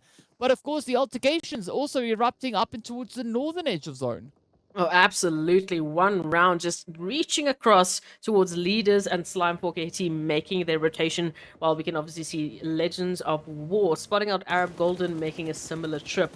That zone has, of course, shifted as well. Mad Knight, in the meantime, of course, we know is out as Darkness got that revenge there for Phoenix. So, you know what? It works around. It works around.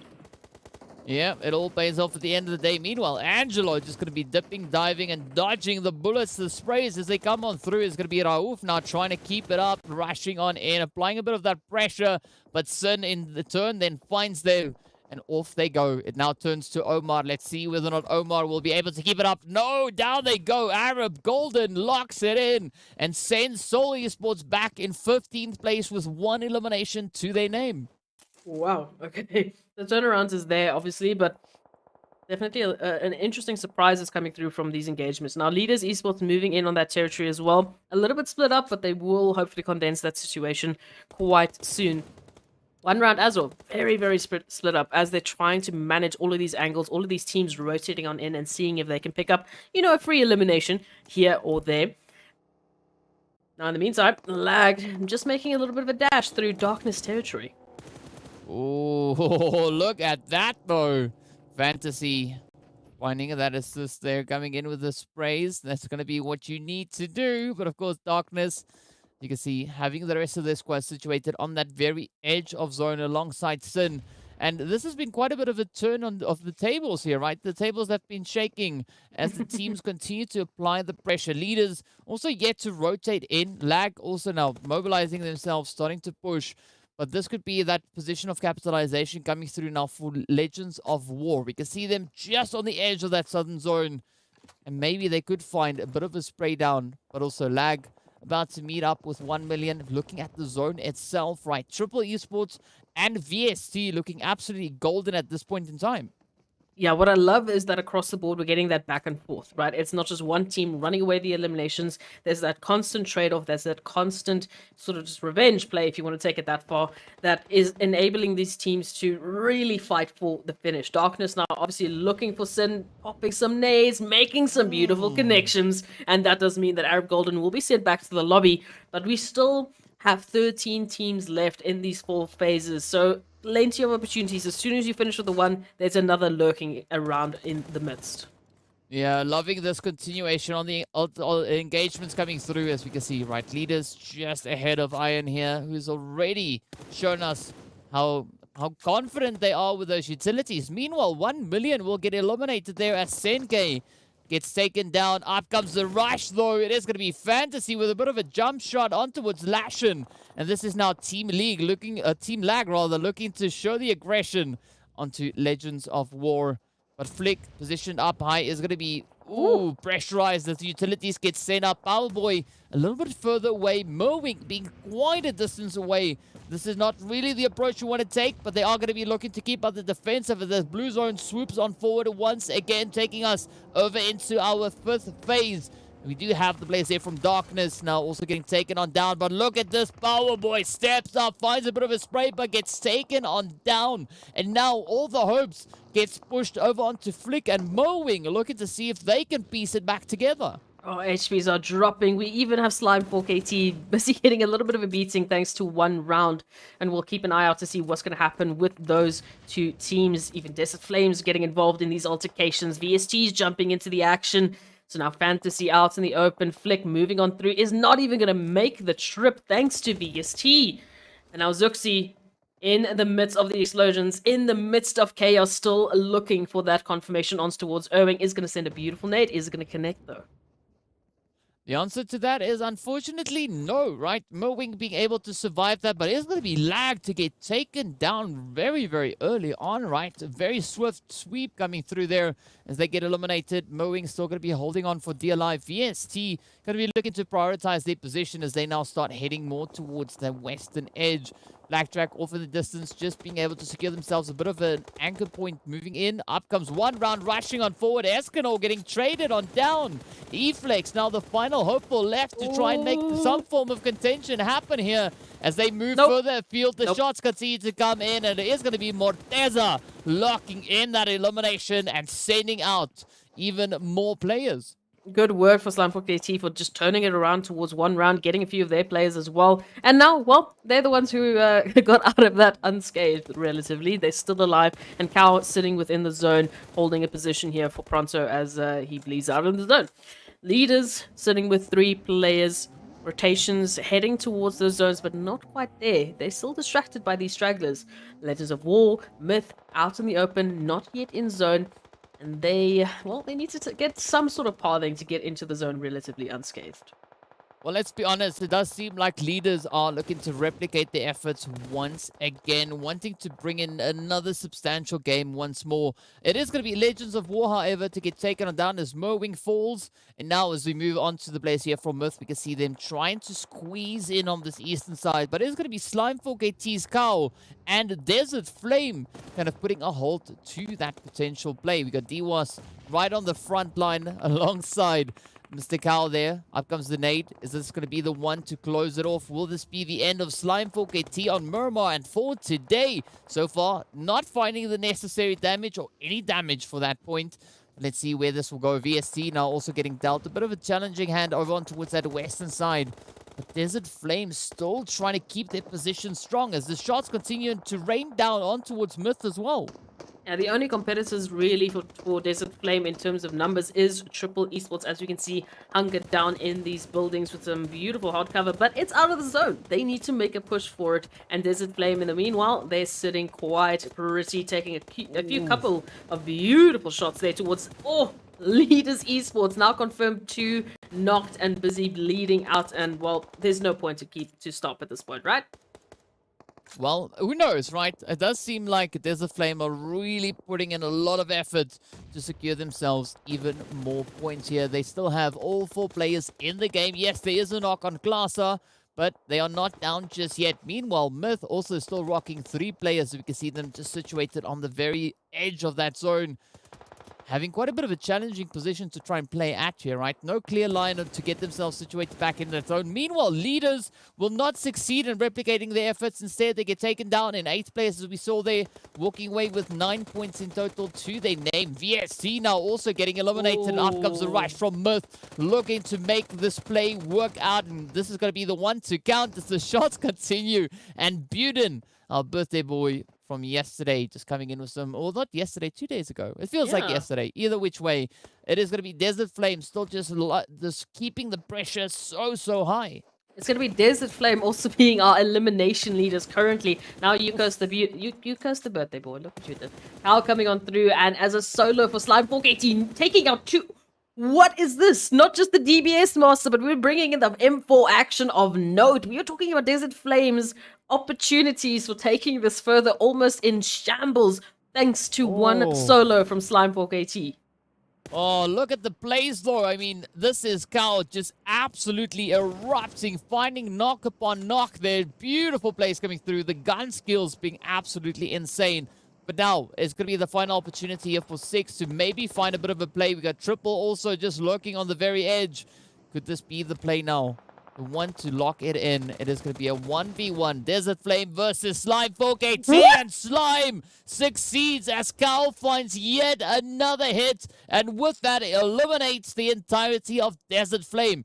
The players there from Wave feeling a bit of a sting come through, as we can see them now down to 2 hopefuls, just riding on the very edge towards that northwestern side. But Triple looking absolutely golden. All 4 players still in the play here.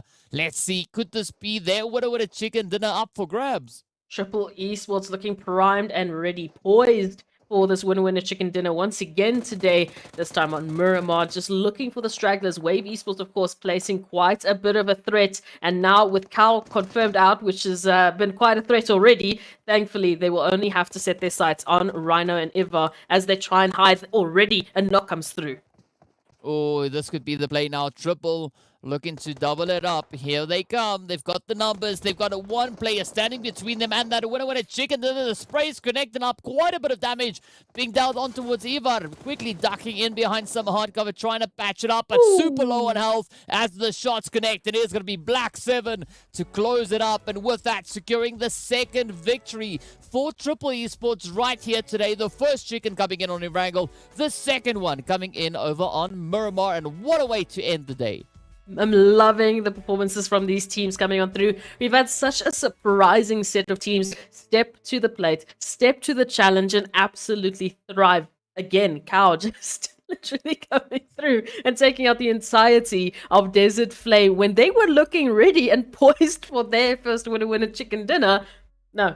Not going to happen. Thanks. That's what Cow said. You know, and he didn't even use DBS. He just needed an M4. Yeah. I mean, who needs a DBS, right? If your name's Cal, you can do whatever you want. Just let it rip and take down 3 players from Desert Flame in the process. But what a play that was coming through from Slime4KT. But we have to commend the players coming through from Triple Esports, right? We know the first chicken dinner they secured, they walked away with 7 eliminations. This time around, almost hitting those double digits, stopping on 9. Well, not that they stopped on 9, but that was all they were able to find. But of course, let's take a look at our match rankings to see how many points these teams were able to secure coming in our final game of the day. As we can see then, of course, it is going to be Triple Esports walking away with 24 points to their name. Oh, I love this. This is some different level of consistency. Picking up 2 winner chicken dinners in a day. They almost, trying to replicate 1 million's performances in the past couple of days. So they're the ones that are going to be taking those 2 winner chicken dinners, followed by Wave Esports, which is very exciting for me. I'm very happy to see them here, as well as Slime4KT, and of course, Desert Flame Esports. The teams that we have been begging and asking to step up to bring that performance. Man, today was the day we've been waiting for, DK. Yeah, I definitely have to give it to Desert Flame on that one, locking in those 6 eliminations, really doing very, very great things for them. I mean, leaders came so close, 8, but only falling too early in this game. It's unfortunate, but it is the way it is. Let's take a look at that 2nd page to see where the teams find themselves. And as we can see, it is going to be TEAMLAG coming in with the 5 eliminations, locked in on 6 points. VST Darkness hot on their heels there with 4. Then, of course, we got Mad Knight, 1 round, Arab Golden Soul, and surprisingly enough, 1 million getting sent back empty-handed. Yeah, look, today has been very weird because we keep putting the weirdest names on these second to last pages because, again, the competition is just shaping up. We said that the bar was set and we said that the teams needed to meet that expectation. They needed to meet that challenge, and they have literally just proven that within only a day of rest. They have come back with an absolutely fiery performance, and that's what I love about PMPL Africa. I love that this region not only has the capability to adapt so quickly, but not only do they have that ability already, but they showcase it in the most beautiful storyline, and they bring that action and that entertainment. Well, before we close up today's proceedings, we are going to be hopping into a very quick break, so be sure to stay tuned and we'll be right back afterwards.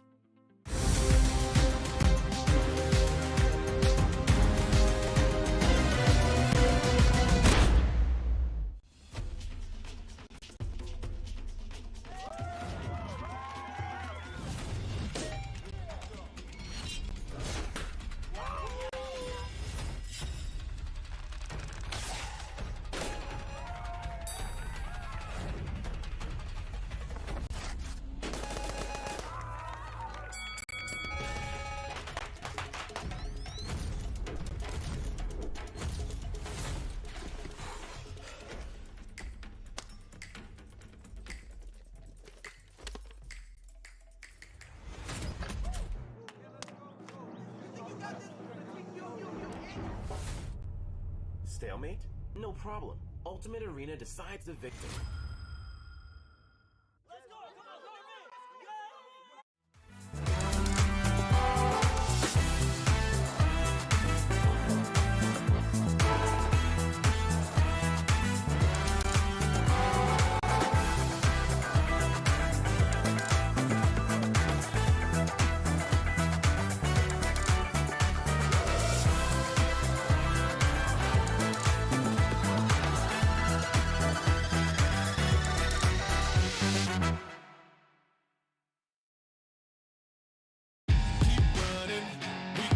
Ain't nothing stopping us now. Keep running, keep coming. We got nothing stopping us now. Keep running, we coming. Ain't nothing stopping us now. Keep running, we coming. We got nothing stopping us now.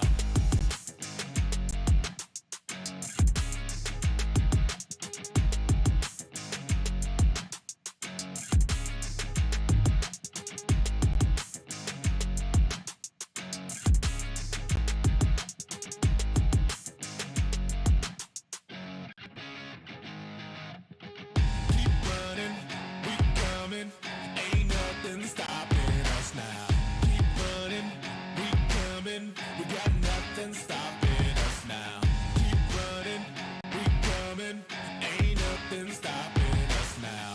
Keep running, we coming. We got nothing stopping us now.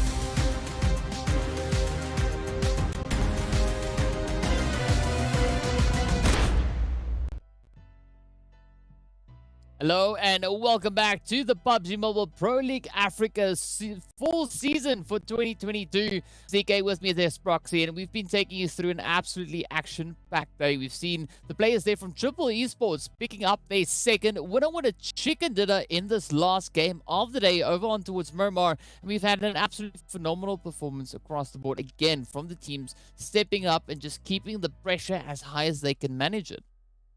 Absolutely, and they've stepped up to the plate. As you mentioned, they've stepped up to the bar, and they've shown us that they are ready to take on the challenge of PMPL Africa full season. So at this point in time, I'm just going to keep asking for teams to just, show up. I want more performances. I want Legends of War next.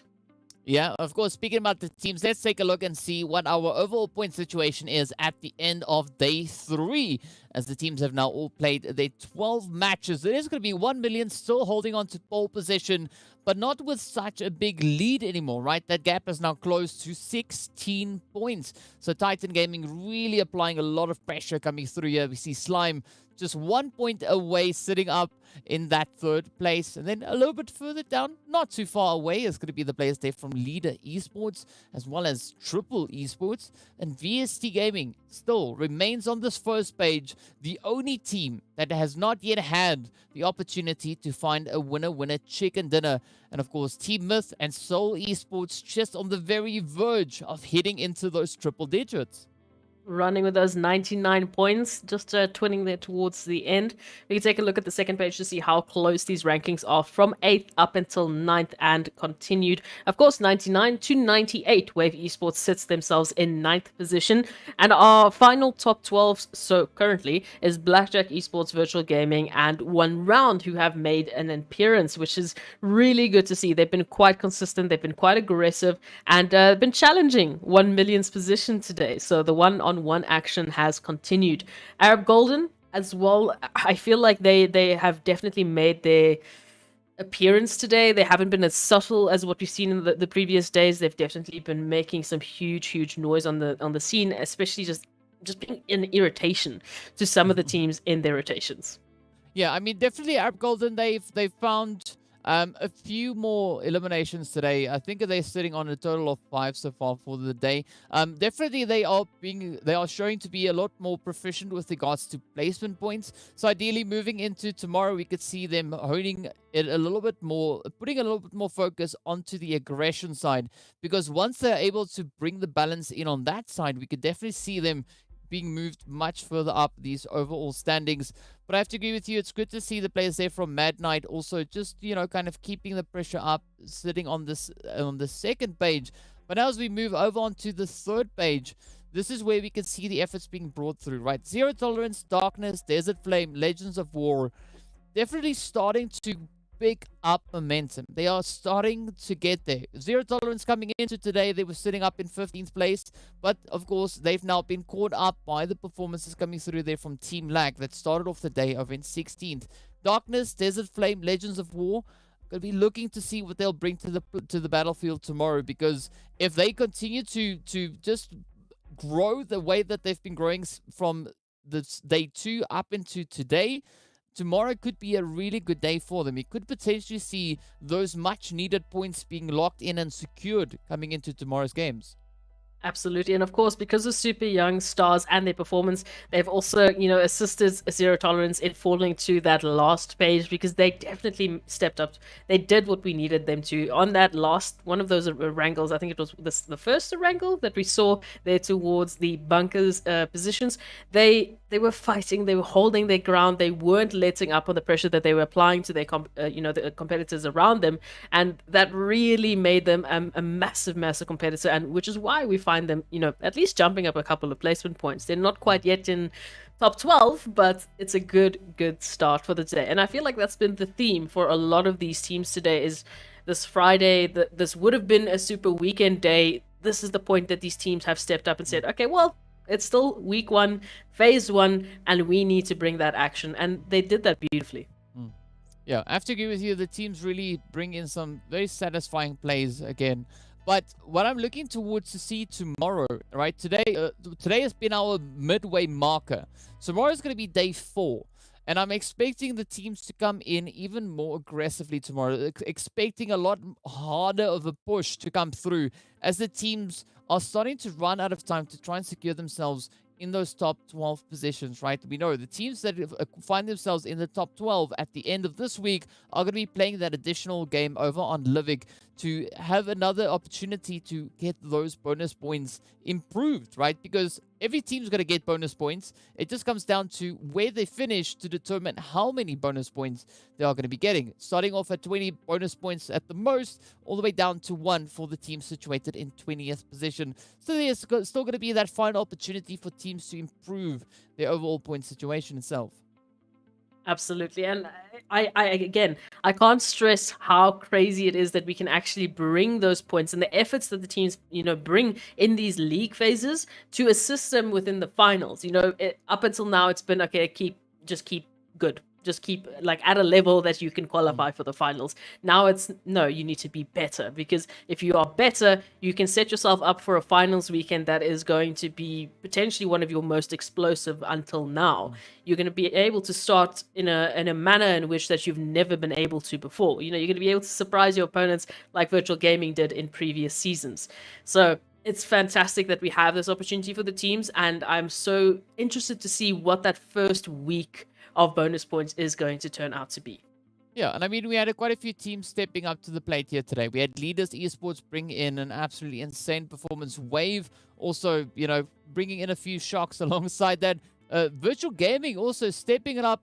They did so in our first Miramar of the day. And then, of course, we also did see the players from Legends of War bring in a successful performance there alongside the players from Blackjack. All these teams securing themselves a decent amount of points. And tomorrow is going to be yet another opportunity for the teams to continue on with that momentum, continue to push those standings, continue to push those points, and see just how far they can get themselves. I think it's going to be an absolutely exciting one once more. But as we know, moving into tomorrow, we are going to be changing up the map order once again. Today, we had 2 back-to-back Erangels, followed up by 2 back-to-back Miramars. And tomorrow it will be an entirely different play. As we can see the teams going at it, we are going to be starting the day off on Erangel, followed up by a little bit of that Miramar action. But then we have 2 more Erangels to come. So tomorrow is going to be 3 Erangels. So this is going to be an opportunity for teams that are quite successful on Erangel to really bank on that.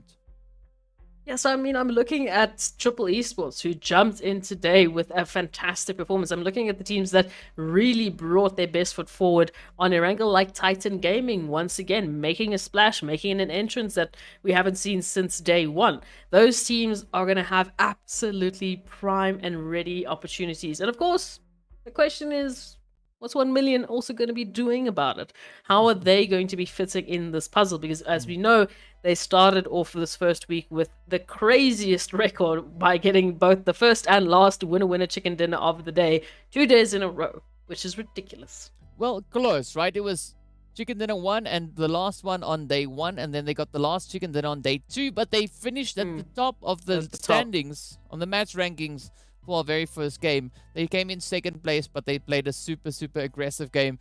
But of course, on those, we are going to be ending it right here for the evening. Thank you so much to everyone for joining in. We look forward to seeing you all back again tomorrow as we continue with our 4th day of the first week for the PUBG Mobile Pro League Africa Full Split. Stay tuned. I'll see you guys back again.